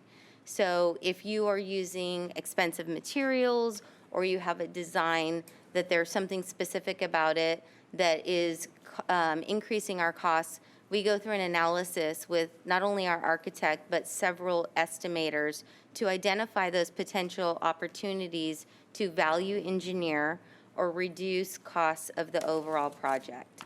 And that effort was done from January of 2020 to May of 2020. Once we got through that effort, we entered into our construction document phase. And those are the documents that you prepare to be able to submit to DSA. They are the technical specifications of the building in drawings and in written form. So you have a set of construction documents, and then you have a technical specification that is a guide to the contractor of how he's going to perform his work and what the requirements of are not just putting the components together, but the quality of the components and any testing requirements that may be required. So the construction documents that are submitted to DSA, that's the term for it. And that process took us from June of 2020 to November of 2020. We submitted our DSA plans to, our construction documents to DSA in November of 2020, and we did not receive DSA approval until May of 2021. So as much as the online electronic submittal process has expedited review, the DSA is still in early stages of that, and because the building is such a sophisticated building, and being a building in the particular geotechnical area, there was a lot of extra work that went into working with DSA and getting DSA approval. So we not only just submitted to DSA, prior to submitting to DSA, we had meetings down in San Diego with all of the professional engineers, the facilities team, our architect, and we did a pre-check meeting with DSA to help them understand what we were trying to achieve with our project to expedite the process for approval. But as you can see here, that process still took us almost, 6 months. 6 months, right? So still good for such a sophisticated building, but it takes time. So then we moved into our bidding, and our bidding took us from November of 21 through last month. So we've just received bids, and based on the current schedule, our anticipated start for construction is April of this year through April of 2024.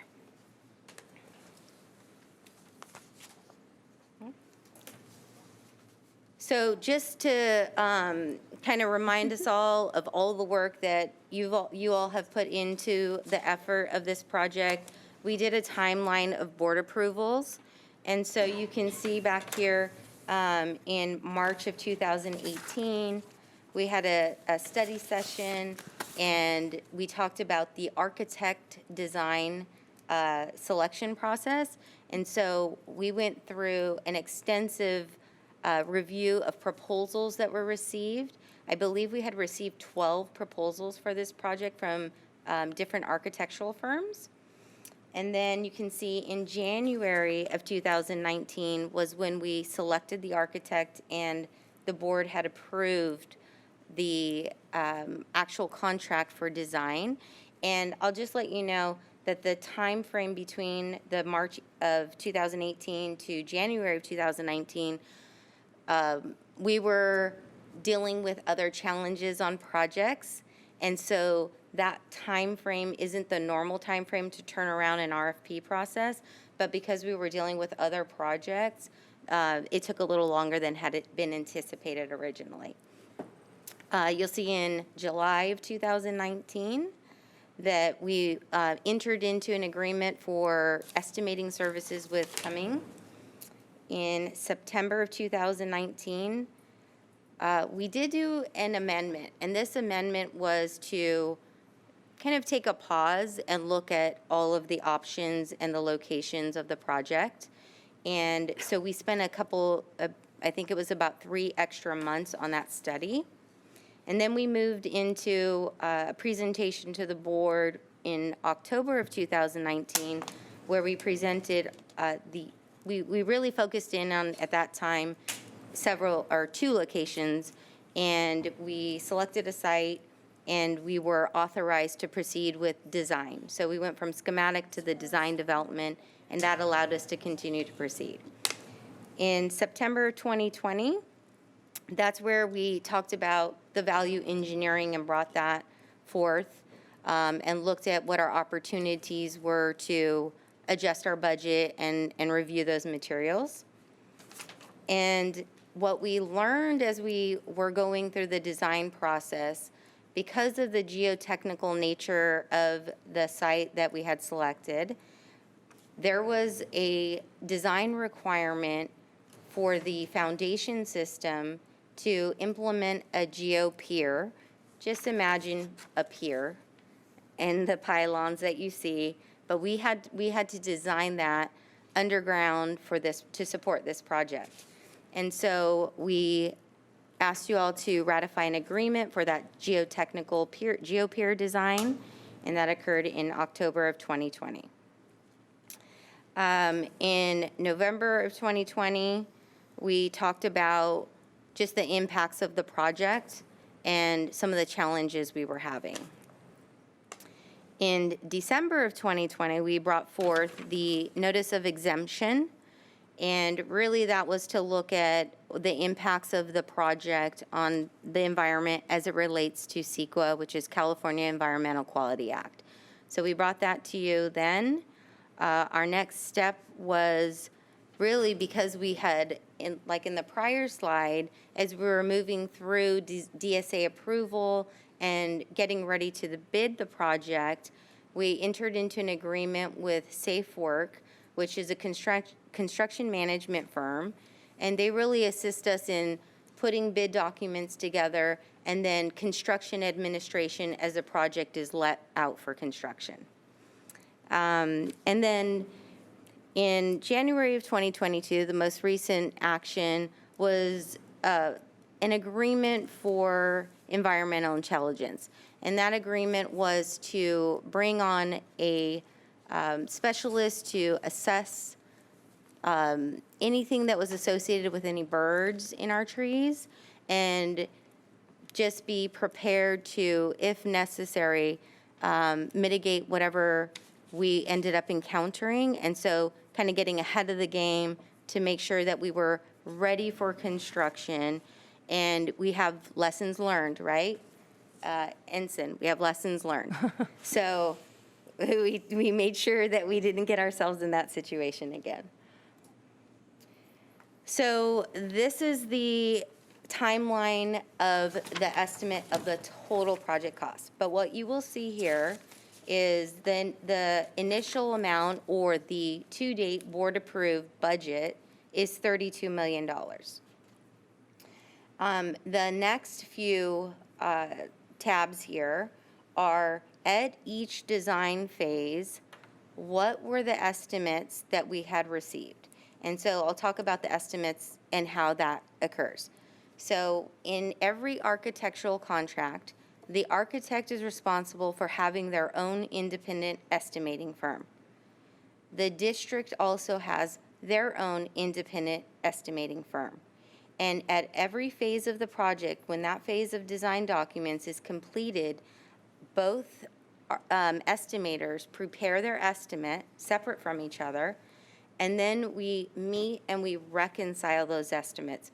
So for example, if one estimator said the concrete is $3 million and the other says it's $2 million, we sit down at the table and we say, how did you come up with that? Why is your number so different? Did you include it somewhere else? Did you include it in site work? What other trade did you include it in? And then we reconcile that. So these represent the effort of those two estimators with district and CM firms involved in that process. This represents, under the construction cost number, represents the reconciled estimate.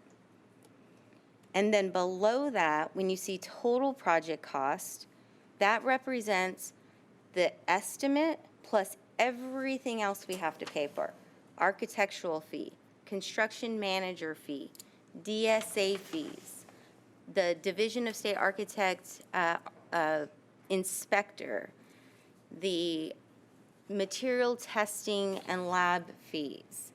So there are many costs outside of what we would all consider the hard construction bid number that play into the total project cost.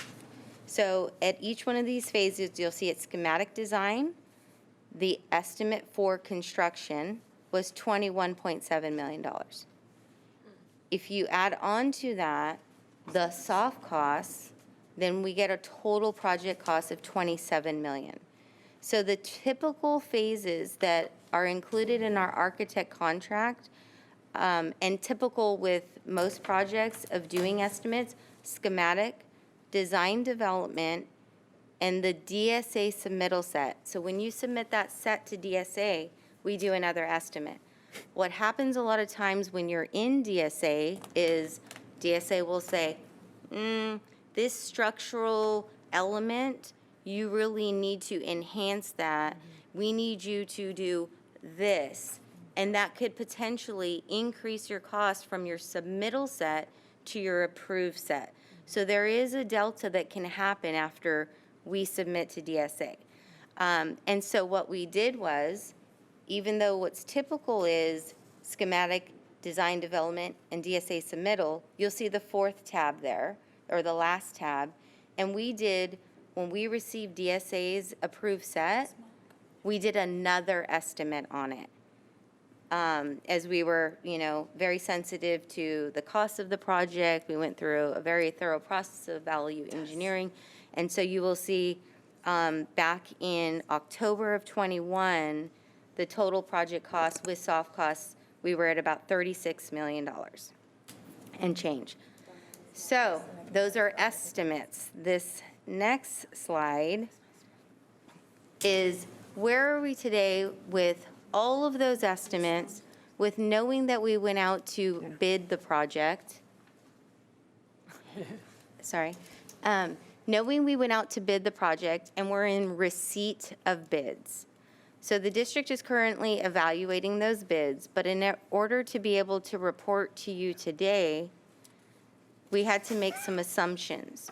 And so what we've done for the purpose of providing you a budget update is made some assumptions. And those assumptions are based off of, in this image you'll see here, our soft costs, all those things I talked about, and I'd be happy to answer any questions of other things that are included in there.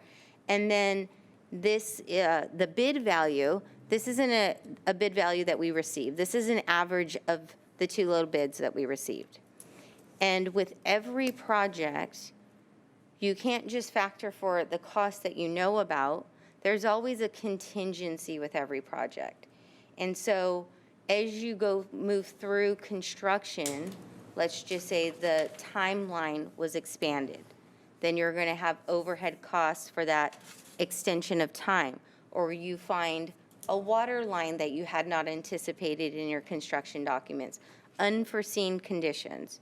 And so our typical way of developing our budgets is to take our soft costs, what we anticipate our hard bid to be or estimate, and then we add an 8% contingency to allow for those potential changes.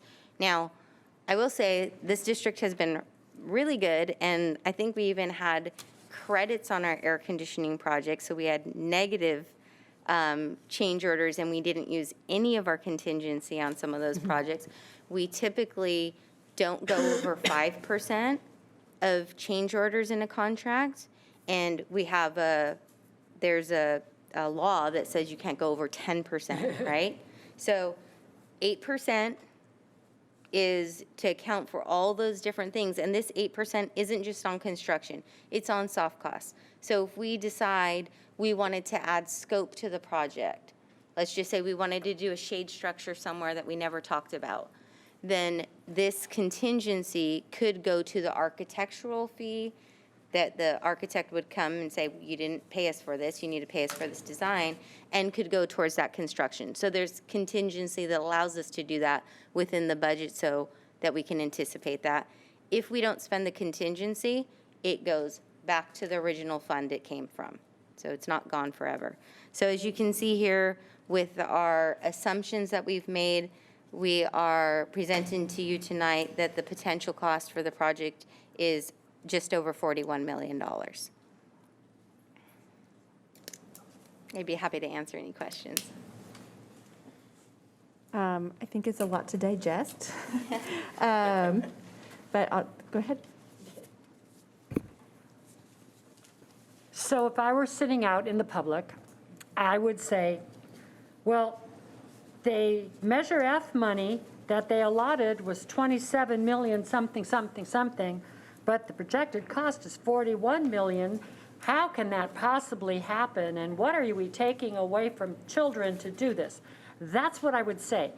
I happen to know about it, but I think it should be spoken now.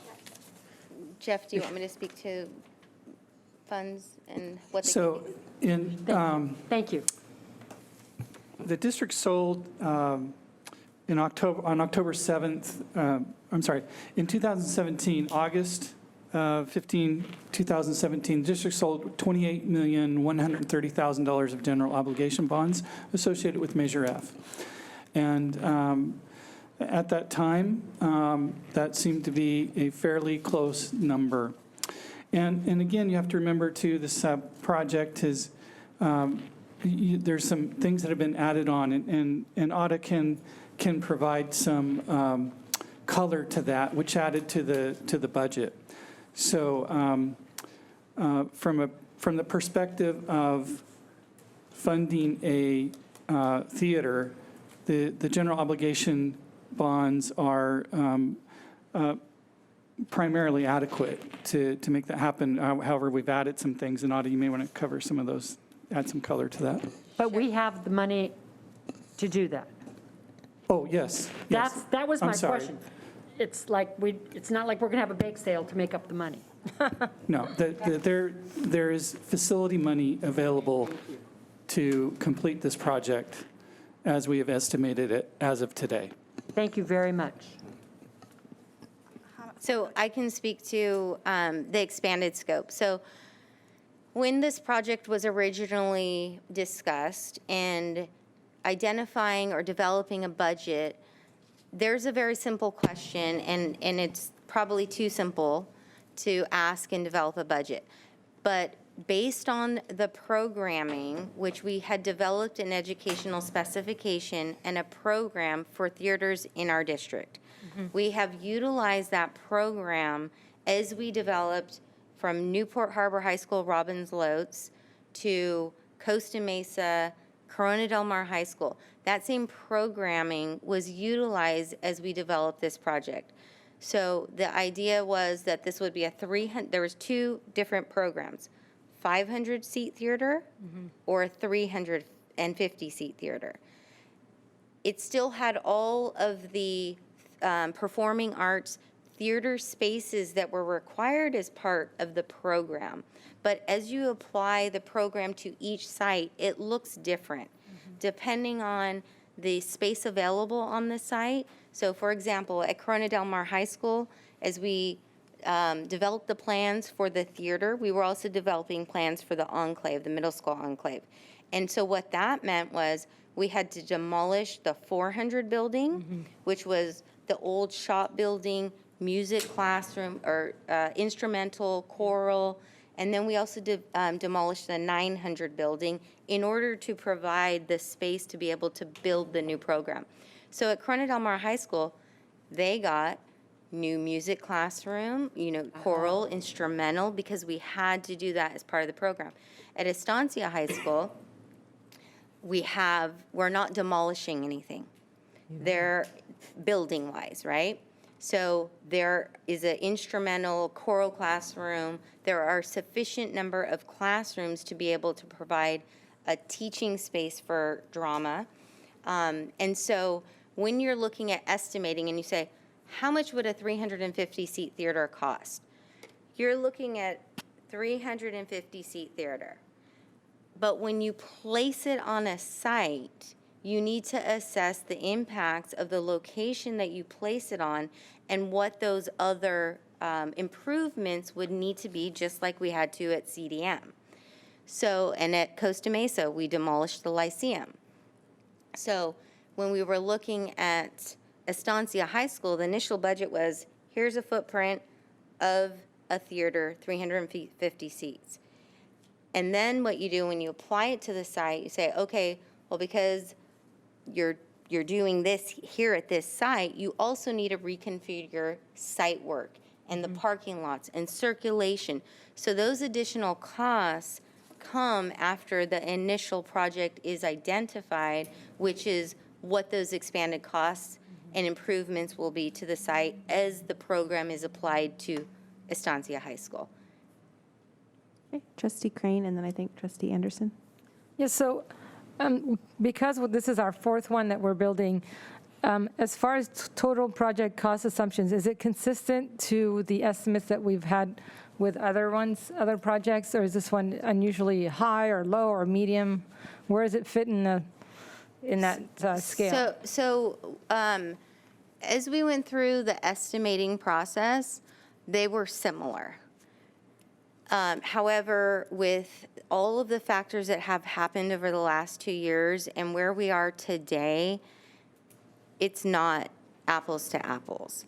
So we haven't, what we had done in the past was look at, okay, and so it's challenging to, you have to remember, just like I explained to you, that the program at CDM included demolishing buildings and adding new music classrooms, right?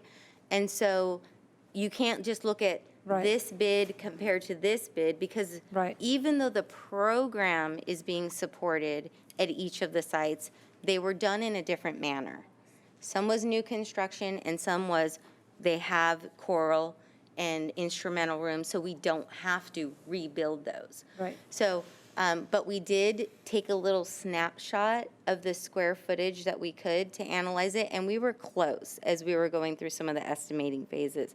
Today, we haven't done that exercise, I'll tell you, but knowing what I knew before we bid the project, if we looked at it today and compared square footage to square footage, it would not be on the same plane. And is that due to inflationary costs, supply chain, or is it more everything, all the above? Everything above. Okay. It really is. And you know, I'll share with you one other little aspect real quick. I know I'm probably taking too much time.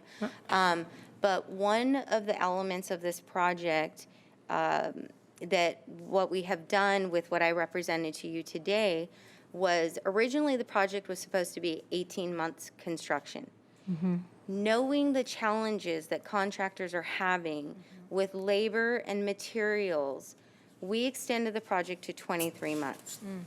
And what that does is, number one, it gives a contractor the opportunity to actually bid this project and potentially be successful, right? And then it encourages them to finish sooner. If they have the opportunity to finish sooner, they want to do that because they've accounted for 23 months of construction. And by giving them that flexibility, so we're not going to penalize them for liquidated damages, really helped attract the contractors that we did get. Thank you. Trustee Yelsey? Yeah, even though there's nothing on there in terms of classrooms that would be displaced, it is used right now for students to eat lunch, be outside, an area like that. There's an enclosed area in the school that, I don't know what it's called, but The commons? The commons.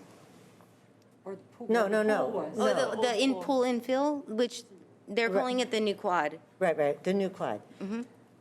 Is there money in this to fix up that area so that? Yes. Cool. Okay, so Yes. that's included in this budget?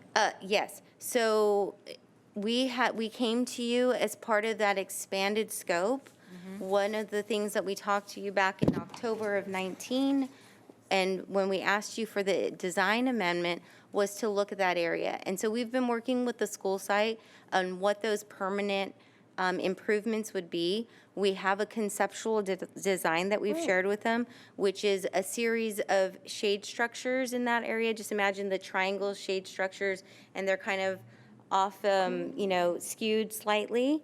And then their goal was to have that be more of an open space, so they could have dances, they could have performances out there, they could have rallies out there. So we're really trying to frame the area so that they have that open opportunity there. And we've been working with the site on that. And number one was getting the theater designed, approved, and ready to go. And so we've been teeter-tottering of the timing that moves forward. We have made some temporary improvements to that area so that they could use it during construction without the final improvements being made. So we've taken down all the old fencing that was there. We're purchasing them banners to kind of spruce it up for now that could be used at a later date, painting it, taking down all the old mosaic tiles that were in there, just really cleaning it up so it was a usable space temporarily. And then as the theater construction occurs, we will be able to construct that area, and it would be completed before the theater was completed so that they have that. We've made accommodations for lunch area in other areas in the meantime, including the pool infill, and then they also have lunch tables under the solar structures.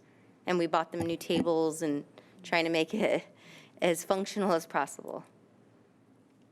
Is that part of the same bid, or is that like in a separate? It is separate. It's separate. Is that something that, because looking at this best case scenario, it'd be at least 2 years before the theater's, well, just a little over 2 years on this before the theater's done. Is that something we could prioritize just so they have that? Yes, so our expectation would be that we would complete that over a summer. Okay. So that during the duration of the theater, I mean, we're trying to get that done as soon as possible, in consideration with everything else that's being discussed. Thank you. Trustee Wigand.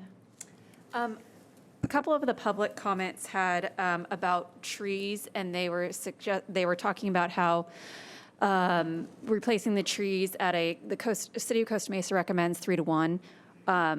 And this public comment said that we weren't going to do that. Is that in the bid for replacing trees 3 to 1, or what does the tree replacement look like? So in past discussions, we have, as a district, made a commitment to replace 1 to 1.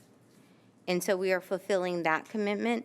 The city's commitment of a 3 to 1 is a city, that's their code that they are. But in the past and most recently, when we talked about replacing trees, we committed at Ensign it would be 1 to 1 at minimum. Now, if there is an opportunity to do more, like we are going to be able to do at Ensign, we are taking that opportunity to do so. So, but to date, our commitment has been at minimum 1 to 1, and where possible, more. Thank you. Trustee Anderson. Thank you. Thank you. I was wondering if we could possibly receive, I know a few of us have asked for this in the past, but a breakdown of each of the components of the project, because I think considering what you shared about the big differences in costs, I think it would be helpful, and I've never seen, how much is anticipated for, if there's a fence there, is that 8 million? What does that look like?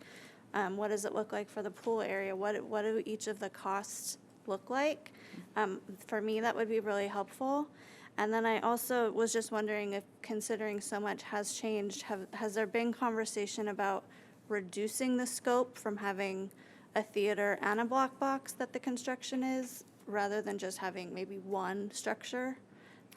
What do those costs look like? So when we looked at the value engineering, we did consider how do we achieve the program with reducing scope. And because we have been so consistent with every other site, we didn't see an opportunity to reduce program at the site. So that was one of those items that, yes, it came up in topic, but knowing the priorities that had been set for us, program and establishing what that program was, which was adopted probably in 2007, right? We didn't see an opportunity to take program away from Estancia in this project. Yeah, I would never want to take, I just have a follow-up. Okay. So I wouldn't want to take away any program, even if it was, decided in 2007. But, I think one of the things that I've heard from community members is there is an assumption that there's not a theater there because it's not visible. And so I think one of the, seeing a breakdown of costs would help me understand more efficiently, if some of the space, some of the program items could be used in the existing theater, if that's used for, debate or classroom space, and then a new building, which I'm definitely a fan of us having a new theater space or something there, could be used as well. So rather than removing it, just repurposing maybe what we currently have with the addition. And I think that's beyond the scope of what we asked for the report, but I think Wes will coordinate some of that coming. Okay, great, thank you.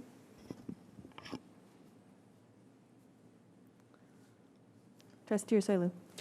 Yes, thank you for the presentation. This is super helpful. I really appreciate it. Can I ask a question because I'm new, and so I don't know all of the history that the other board members know. This committee that met 5 times, who was on that committee? That's the piece of paper I left over there. So we had at the site, we had the principal, we had the assistant principal, we had your drama teacher, we had your music choral teacher. I believe there was one other teacher. And then we had 3 outside participants. And I apologize for not remember their names off the top of my head, but Laura Marquin, oh, you have it, see? Thank you. Okay, so district staff, which included, and I said this back in October of 2019, included Ryan White, who was our former theater tech, and so he was able to give us a lot of lessons learned on our past theaters, and you all who had visited some of our theaters also had given us input about the seating and the long rows and having access to aisles. And then we had, obviously, the architectural firm. But from the site itself, we had Pauline Marinot, I'm not sure her name. She's the theater teacher, right? Marinonian. She was a drama teacher. We had Carlo Odicinio, who is a community rep. We had Laura Marquin, who is a parent rep, and she also co-serves on the COC oversight of the Measure F bond funds. And then we had Stacy Nyakato, who is the music teacher. So you had 2 community residents, is that Yes, true? 2. And the rest were working at NMUSD? That's great. Did you, during this timeline, have any other opportunities for the broader community to weigh in on what they envisioned for their community theater, whether it's students or parents or anybody anywhere aside from 3 individuals? Yeah, so we ended up having, and I apologize again, I wasn't prepared to give the full timeline of all of those meetings. I do have a chronology of that, and if, Wesso chooses, but we did have not only those those internal meetings, and really the expectation was that those community folks and the site itself were doing some outreach on their own, which we do expect.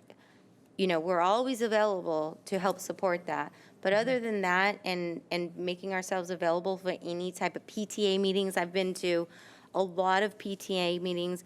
I've been to zone PAC meetings where I present projects. So we always make ourselves available.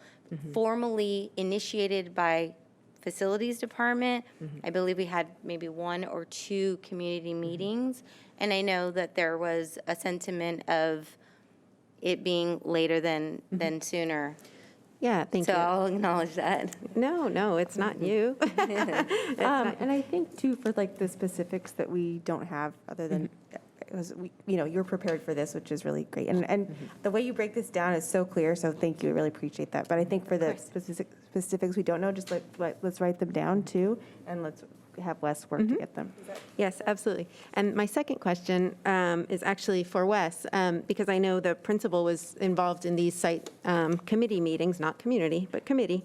Let's all remember that. I'm curious, Wes, have you heard from the principal? What is his perception of destroying the front park area for the theater? He has shared with me that he would prefer it in a different location. Thank you. I would like to just, so that's that answer, and just make sure that I had Ada come prepared to answer the questions for tonight and compliment her on how well she put that together. And a lot of these determinations were brought as recommendations from staff, but the board decided some of these things, and so I want to be clear that Ada didn't get to make the decision. So if anyone's watching this and you took down her name, she just, as a part of the staff, did these recommendations. And so if we want more information, we'll work for that. But just wanted to be clear that it wasn't her. Yes.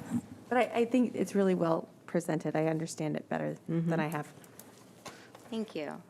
Just one quick, did you also use the same model as far as the other theaters where you had the same setup where you had committee members that were part of the community and the PTA and then the administration? So it's kind of the same model that you used for the estancia. Yes, and you know, to just be fair to the process, depending on the volatility or the interest, we adjust, right? And so we've always adjusted, and you'll see that evident in the CDM Sports Field project. To get through community meetings, I think I probably presented to the board on the environmental process maybe 5 times, me personally presenting. At the site, maybe 8 times.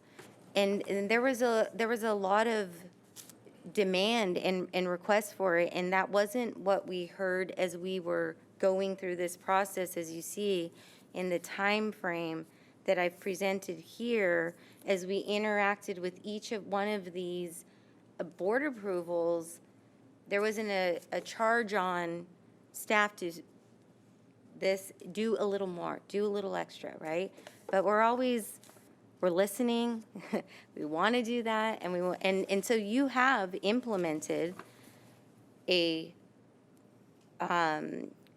project commitment, and so you actually wrote policy that says, for a project, you will have a community meeting, irregardless of CEQA, irregardless of environmental.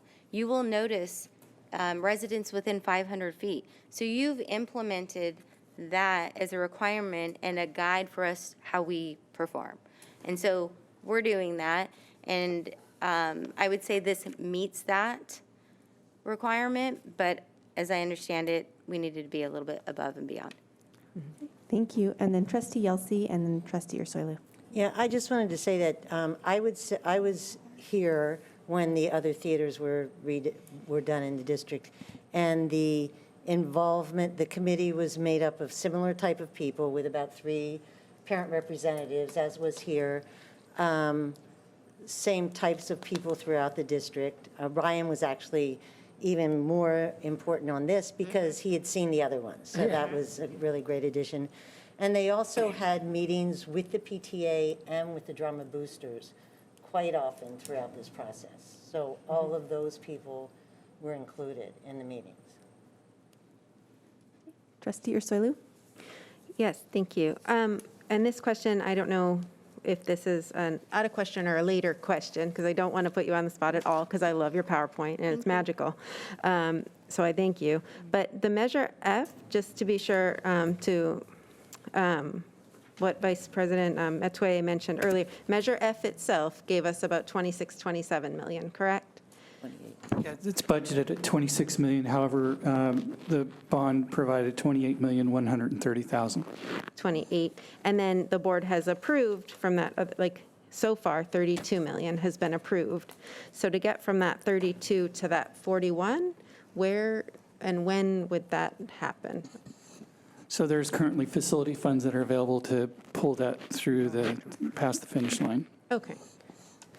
And then another question that has to do with this, but is, I think, for another time. I'm curious about the pump station that's at Estancia and what kind of pump station it is and when it was built. So for another time, if we could get an answer to that, that would be great. Thank you. Trustee Wygand.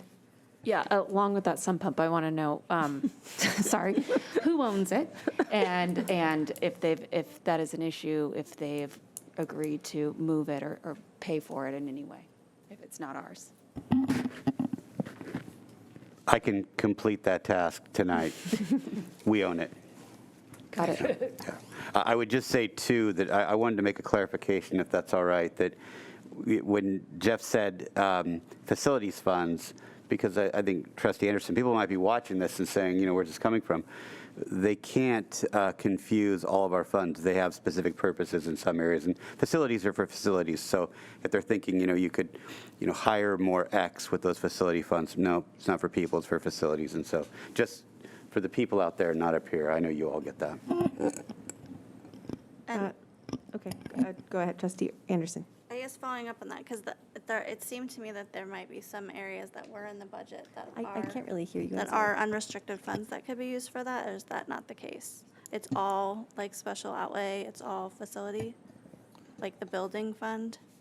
So this is all coming from the general, the GO bond, and then facility funds that the district has set aside for that very purpose. Yeah, I think, I appreciate you sharing about the community input. I think for me, I wasn't on the board when some of that was happening. And I think one of the things, and I was on the board for part of it, and I wasn't aware of it, because I would have helped spread the word. I think for me personally, I can't speak for everyone, but I think we can do a better job with reaching out to the community, the 500 feet before December 2020. You know, we need to, in my mind, be doing some of these things before, and, you know, having the board see design plans before the architect spends 3 months fine tuning them. You know, I think for me personally, I would like to have projects that, of any type of project, that we get more information and are able to make decisions before some of the money is spent, and that's just my perspective. I thank you for everything you've done. Thank you. Thank you. Yeah, I just want to remind everybody here and watching that the board established a board priority where we're going to more meaningfully engage and communicate with our constituents. And Otto, I heard you loud and clear that, you know, you've done as you've been directed throughout, and you recognize that while we might have followed the letter of the law better stated, we can always do better. And we're grateful that the board has challenged us as staff to do better. And it's a part of our strategic plan. And so, absolutely.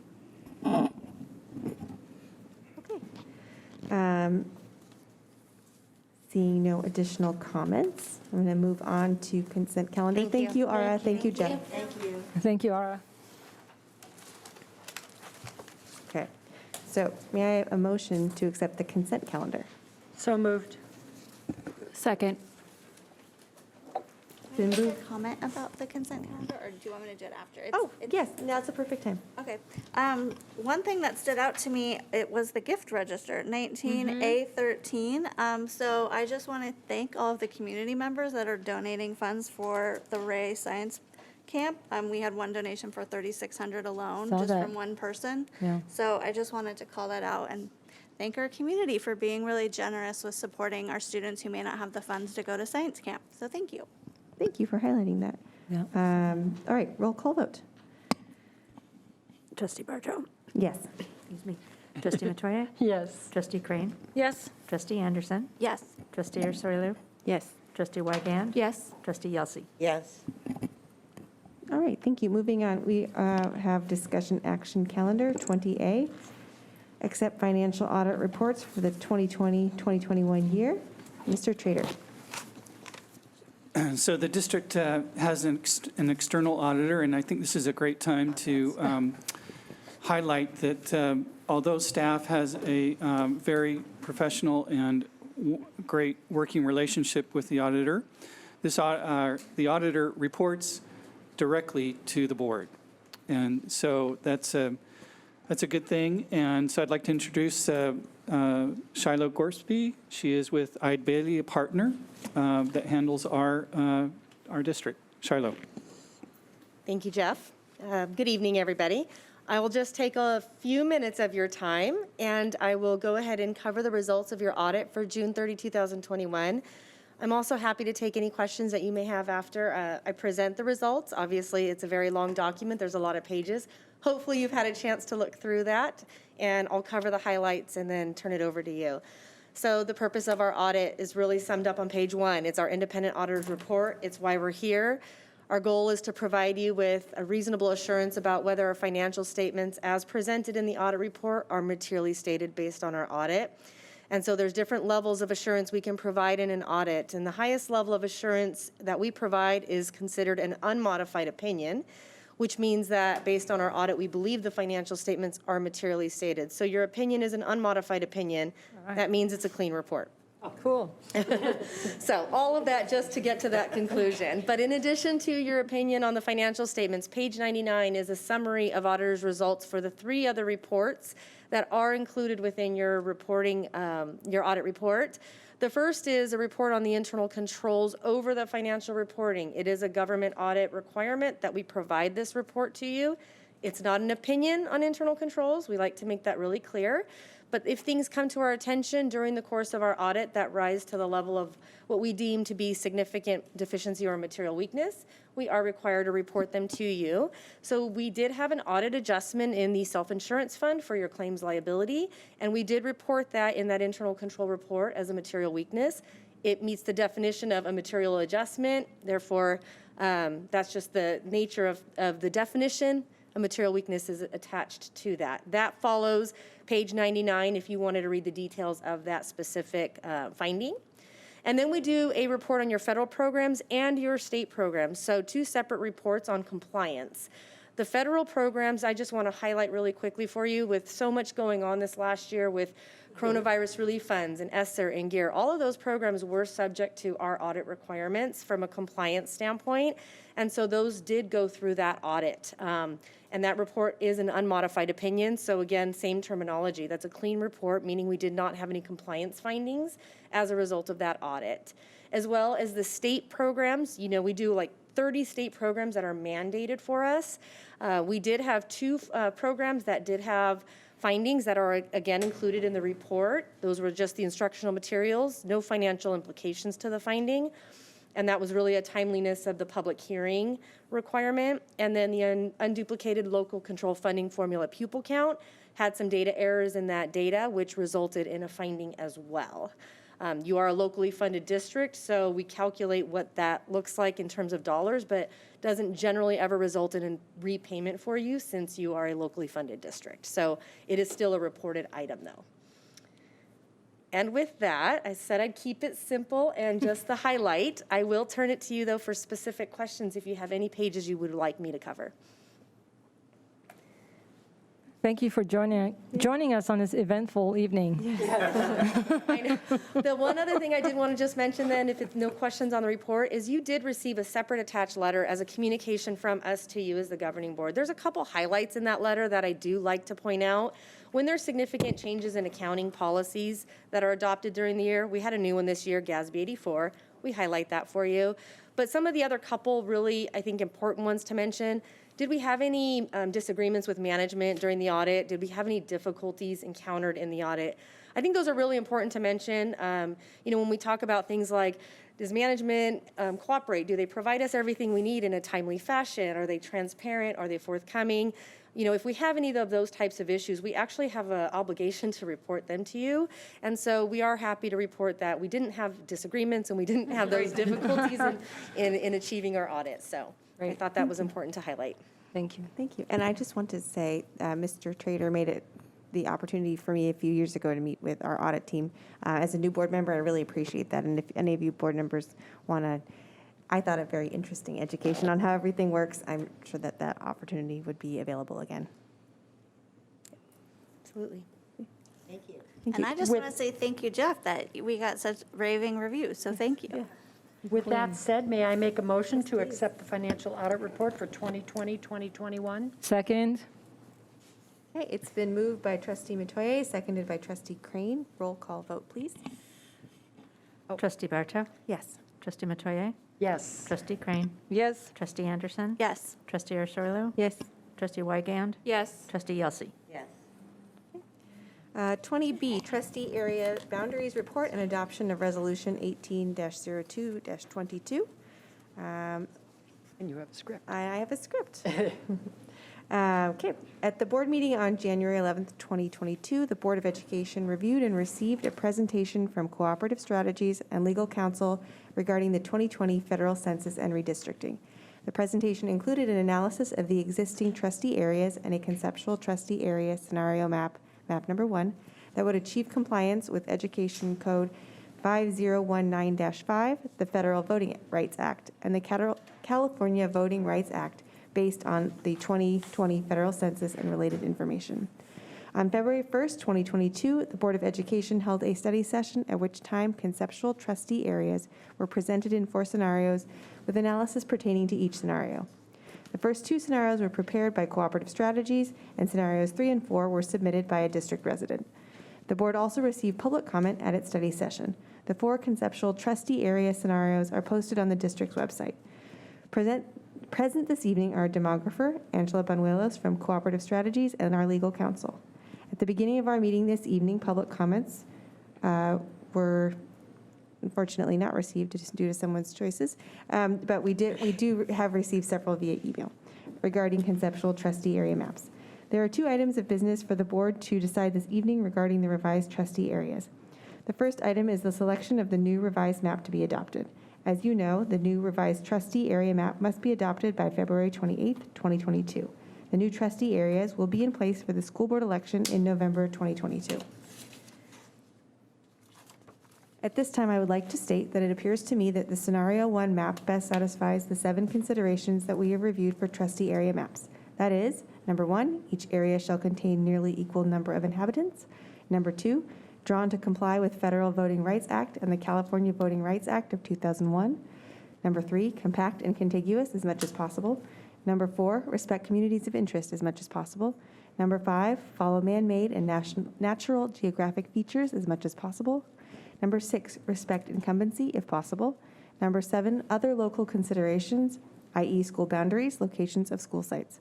After selecting the map to be approved, I will call for adoption of Resolution Number 18-02-22, Resolution of the Board of Education of the Newport-Mesa Unified School District confirming compliance of revised trustee area boundaries in accordance with the 2020 federal census. Please note that the resolution continues the sequence of election. Trustee areas 2, 4, 5, and 7 will be up for election in November 2022, followed by trustee areas 1, 3, and 6 to be elected November 2024. Consequently, I will now call upon a motion to approve the map scenario to be selected, followed by a second, and then discussion by the board. I move. I have a light. Oh, Well, sure. Well, we have to go to discussion first. No, we move in second and then discuss. Right, so she moved. Oh, you were moving. I was I'm so moving, that's what I sorry. had my, My apologies. that's okay. Go ahead, Charlene. Thank you. I move that we approve map scenario 1 because I believe it is the most fair map that was presented to us. Second. Thank you, Carol.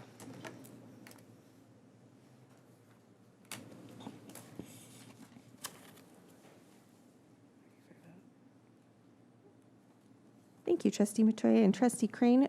May I have any further discussion? Is there any further discussion? Okay.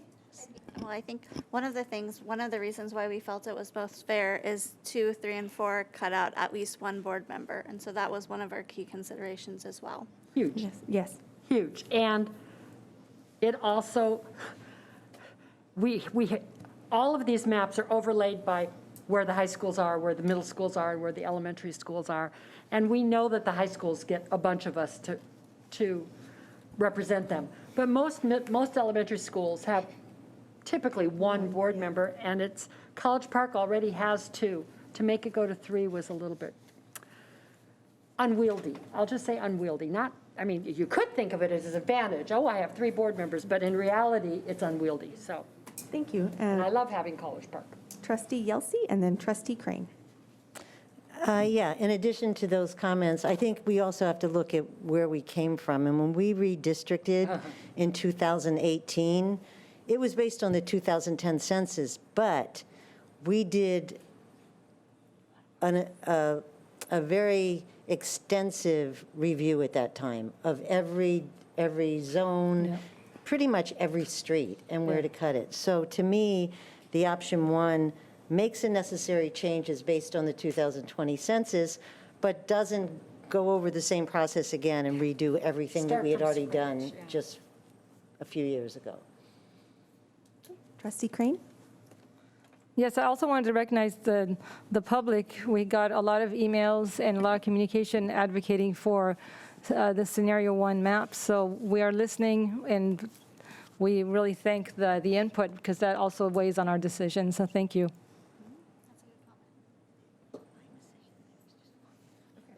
All right, seeing no further comment, we'll go to roll call. Trustee Barto? Yes. Trustee Matoye? Yes. Trustee Crane? Yes. Trustee Anderson? Yes. Trustee Ursulou? Yes. Trustee Wygand? Yes. Trustee Yelsey? Yes. Okay. So resolution 18-0-22. I would like to move to adopt the resolution 18 what was it? 0-22. Second.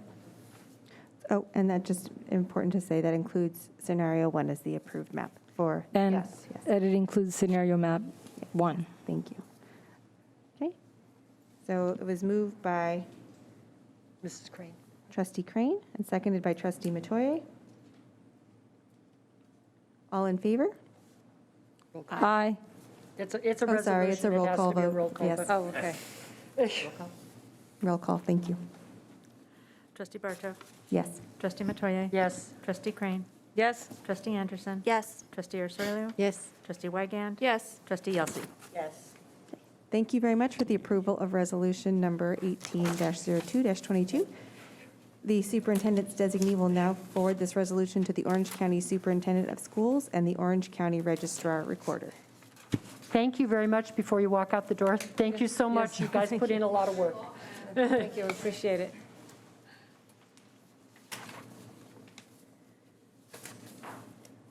All right, we move to informal reports. Since we've had an eventful night tonight, I won't share all of the things I intended to, but I think some really important things I'd like to point out as we talk about the board's focus on more meaningfully engaging and communicating. We have our town halls set up as was promised in our areas, and our first one is in the Tewinkle area next week. So we're excited to be there, to be in person, and to watch Carrie and the team work side by side with our constituents to learn and then implement what is in the best interest of our district and students. And we have others in Ensign 228, Costa Mesa 322, and CDM 324. So we're already locking these things in. I think that's exciting. Speaking of listening to folks, I spent a lot of time last week in superintendent advisory councils. I remember telling Susan, you know, you've locked the parents in for an hour and a half. Will they really have that much to say? Wow. We went over 2 hours, and if I didn't have to be at another meeting, we'd probably still be in that meeting. But a lot of good feedback from our certificated allies, from our classified allies, from our parents. We're going to be getting our students. We'll also be getting a new council, which is our site administrator council. So I'll be doing that as well. Again, in this intentional effort to listen to our constituents. I did want to, speaking of our allies, I just got to thank everybody that helped us get through the surge. The board's focus is every classroom open all day, every day.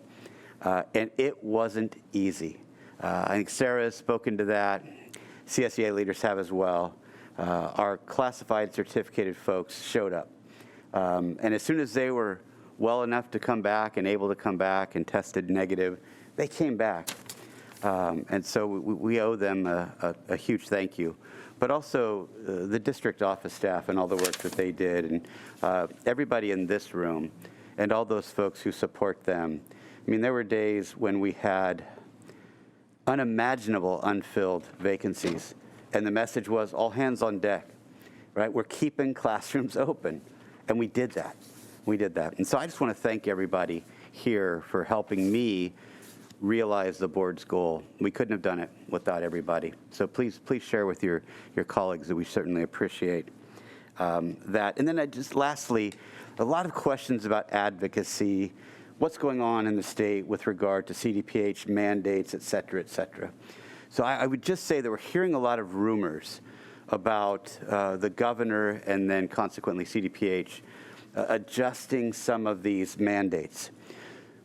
So we in Orange County think it's prudent for us to help them move along, right? That what they need to do is identify what we're going to look at so that all of our constituents know it's coming when, as opposed to this vague notion of someday, maybe in 2 months, maybe shorter, but what should we look at?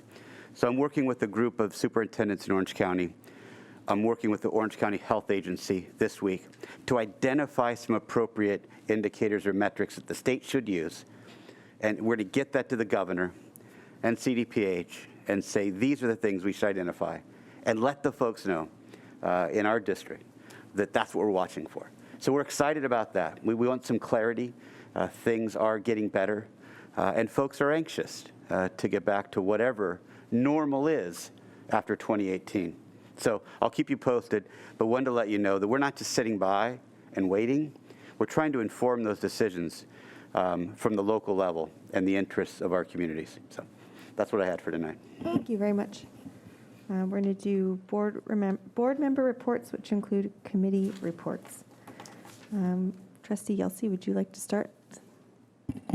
Yes, I just community reports. I just want to reemphasize how exciting it is to see not only sports continuing, and now we're in CIF playoffs, but seeing all the basketball and the soccer and the water polo and how well everybody's doing. And I'm not saying it's back to normal, but people are really enjoying their sports, and it's really great to have parents be able to sit there and cheer on the kids, as well as in theater. Several of us, I think, have seen plays at Estancia and Corona del Mar recently, and I know there's a couple others coming up at the other schools, and it's really fun and impressive to see the quality of acting from our drama department. So a shout out to all them. And then it's great to have parents back as volunteers on campus. From what I've seen and heard, they're all really excited to be back, and they're excited to be on campus. And even if they're there for a flag deck, or today I was at the Harborview Jogathon where parents were there. They had different grade levels all morning long from 8:30 to 12:30, and parents came throughout the day on the blacktop to cheer their kids on. It reminded me of being back a couple of years ago when they did it. I was really excited. And a shout out to Principal Gabe DeReal, who ran 15.6 miles today because he ran, he put his Strava on it, so that's legit. And, and he ran with every single class the entire time. Yes. Wow. So pretty impressive. That's amazing. He said he's usually at school late, but today he was expecting to go home like right after school. For a massage. That's awesome. Wow, I don't know how you recover from that. It makes me feel sore. Yeah, I know.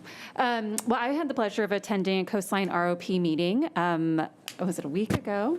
And welcoming in the new superintendent over there, who he seems to have a ton of great energy, and I'm really looking forward to all the new things that we can do with CTE and ROP here.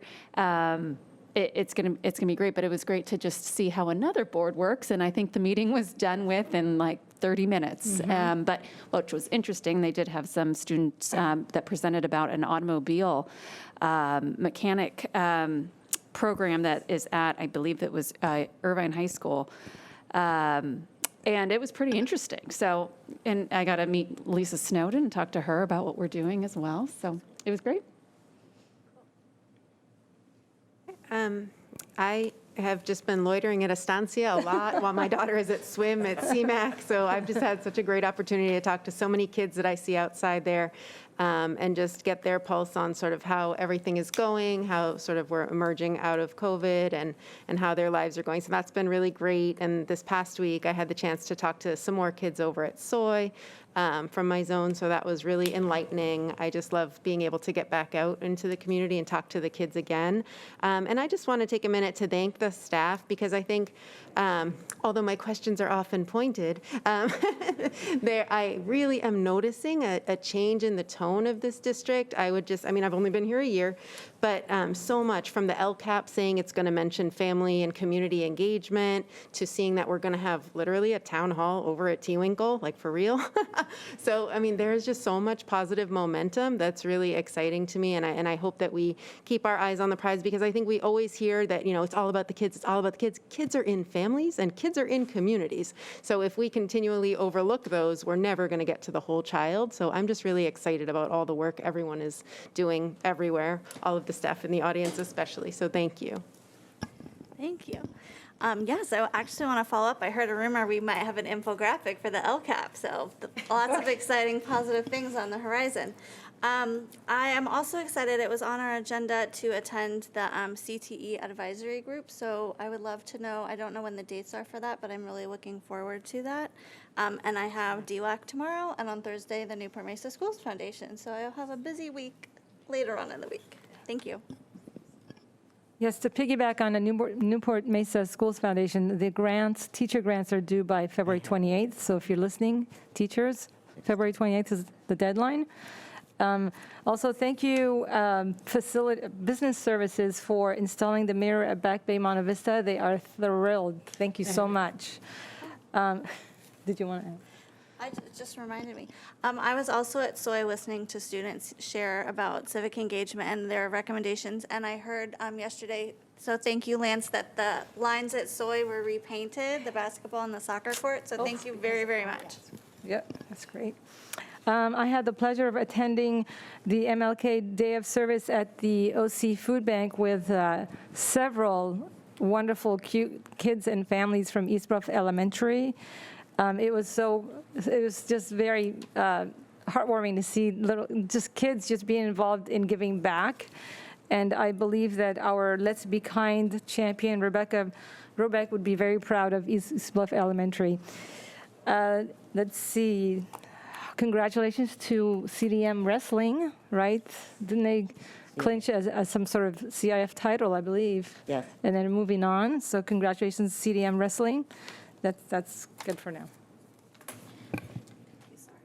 Apparently, this was the month for everything that I'm signed up to do, because I've got a lot.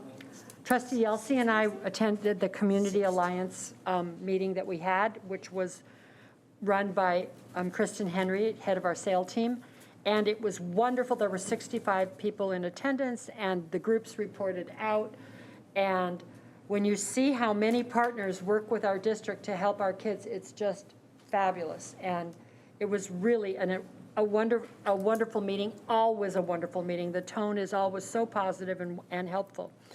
The Costa Mesa Youth Sports Council met. Trustee Wygand and I were up bright and early for that meeting. And you kind of took some of my shining away, because I was going to mention that the star of the show is always our very own Lance Bidnick. That is true. Thank you.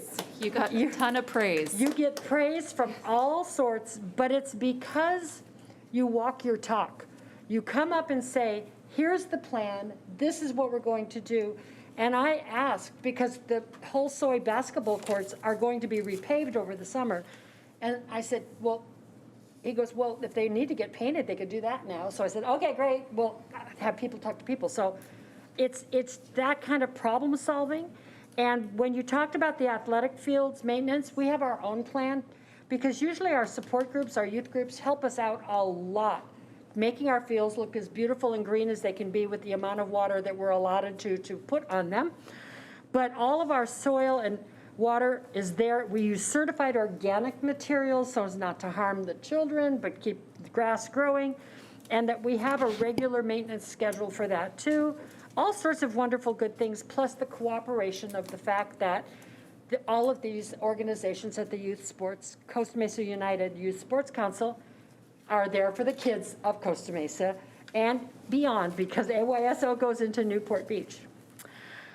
Then I had the CIF, one of our 3 annual state CIF meetings, which are one of those meetings that is very dry and it's very business oriented, and I have half of one vote and there are 134 votes possible, so I don't feel important, but it's fascinating to hear how much hard work all of CIF has been doing to keep our kids on the fields and playing and in the basketball, in the gyms and in the pools, and how they too are anxious to have the California Department of Public Health help us to keep our kids safe, but let our kids play. So that was a very wonderful meeting, and of all the things that, it's very nice to get on an airplane and fly to Sacramento for that, but it's really nice to be able to Zoom and be able to, for that particular kind of meeting, because it's very businesslike, and it's nice to not have to take so much time out of your life to fly there. Then Trustee Crane and I joined Mr. Trader and Julia, at the governor's budget workshop, where we spend most of our time hearing, we don't get that. We don't get that. But that's okay, because what it does is it lets us know what we do get, and we know that if the state gets something and we don't, it's because we have the funds already in theory, and why we really would like to have help with the offsetting of STRS and PERS, and why we would really like to have some help offsetting the cost of starting up a whole new grade level, for which we don't get funding for, where other people do. But one of the things that was brought up, nope, that was the next meeting. So that was another, and it's interesting to see so many people, because it was an opportunity offered online, and this was the Southern California meeting, so it was held in Anaheim in a big ballroom that was fairly full, but socially distanced and masked up. So, yes, ma'am. May I add? I think I found it very interesting because they also use a lot of projections and they give you a lot of reports and forecasts.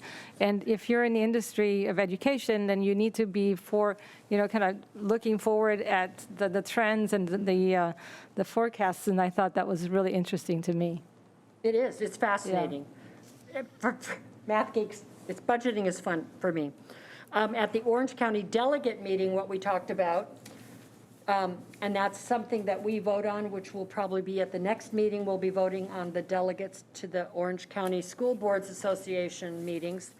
And that one brought up the fact that transportation assistance may be part of the budget, but the budget doesn't happen until June, but they threw that out. And I don't remember the last time transportation got help. So that would be welcome, as well as we'd like to extend the nutrition services budget so that we can, it's so much easier, speaking as a former principal, to not have to worry about who gets fed. It doesn't matter how much money you make. If you're hungry at school, you're hungry at school. So that would be a nice thing to do. And last but not least, on Martin Luther King Jr. Day, the day of service, it was a day that people got sick, but I was there and worked at the Costa Mesa United Golf Tournament, where I saw our own Dr. Smith help the group enjoy a beautiful day of weather. But what was really wonderful is Costa Mesa Cheer and, Costa Mesa Cheer and Estancia Cheer come out. I don't know how many other times somebody can go out for a foursome and have cheerleaders cheering for you as you go to sign up. So that's pretty cool. And the Costa Mesa and Estancia baseball and football teams come out because it is on Martin Luther King Jr. Day, so it's a school holiday. And they use their community service to come out and help schlep all the stuff that has to go out to all the different holes. So it's watching our kids help an organization that in turn comes back and helps us. So it was a very warm and fuzzy feeling. And congratulations to the Costa Mesa High School cheer squad for winning their third in a row state CIF championship. She goes, I don't know whether it's a hat trick a trifecta or a three-peat, but I'm pretty happy about it. And they're headed to Florida for the national championships, so wish them luck and skill because it's amazing. And there's an art contest going on sponsored by Mesa Water, so I'm sorry I had so much to say, but that last 3 weeks that we had was a busy 3 weeks for me. That's great, because my report's super short. I was at a lot of the same meetings with a lot of you, and you gave a lot of my reports, so thanks very much. I just want to cross it off. Yes. I did spend a lot of the last couple of weeks meeting with just different community members at PTAs. I sat down with Rebecca Robeck and was really pleased to see when she asked if she could, how to let the board know. I said, well, if you're really passionate, come to a board meeting. So it was really exciting to hear her beautiful speech that she gave. And just wanted to give a big thank you to our staff for getting us through that surge. I talked to so many teachers and staff and administrators, and everyone was really pulling together and was so tired, but you could just tell that they were just pulling it all together and making it all happen. And I think it made such a difference for all of us. So thanks so much for everyone's hard work. It's a great year for President's Week. It's a great year for President's Week. When we created that calendar, it's appreciated more than ever this year. And that's it. All right, well, with that, I would like to adjourn. If anyone has anything else, I'll adjourn at 9:17 p.m.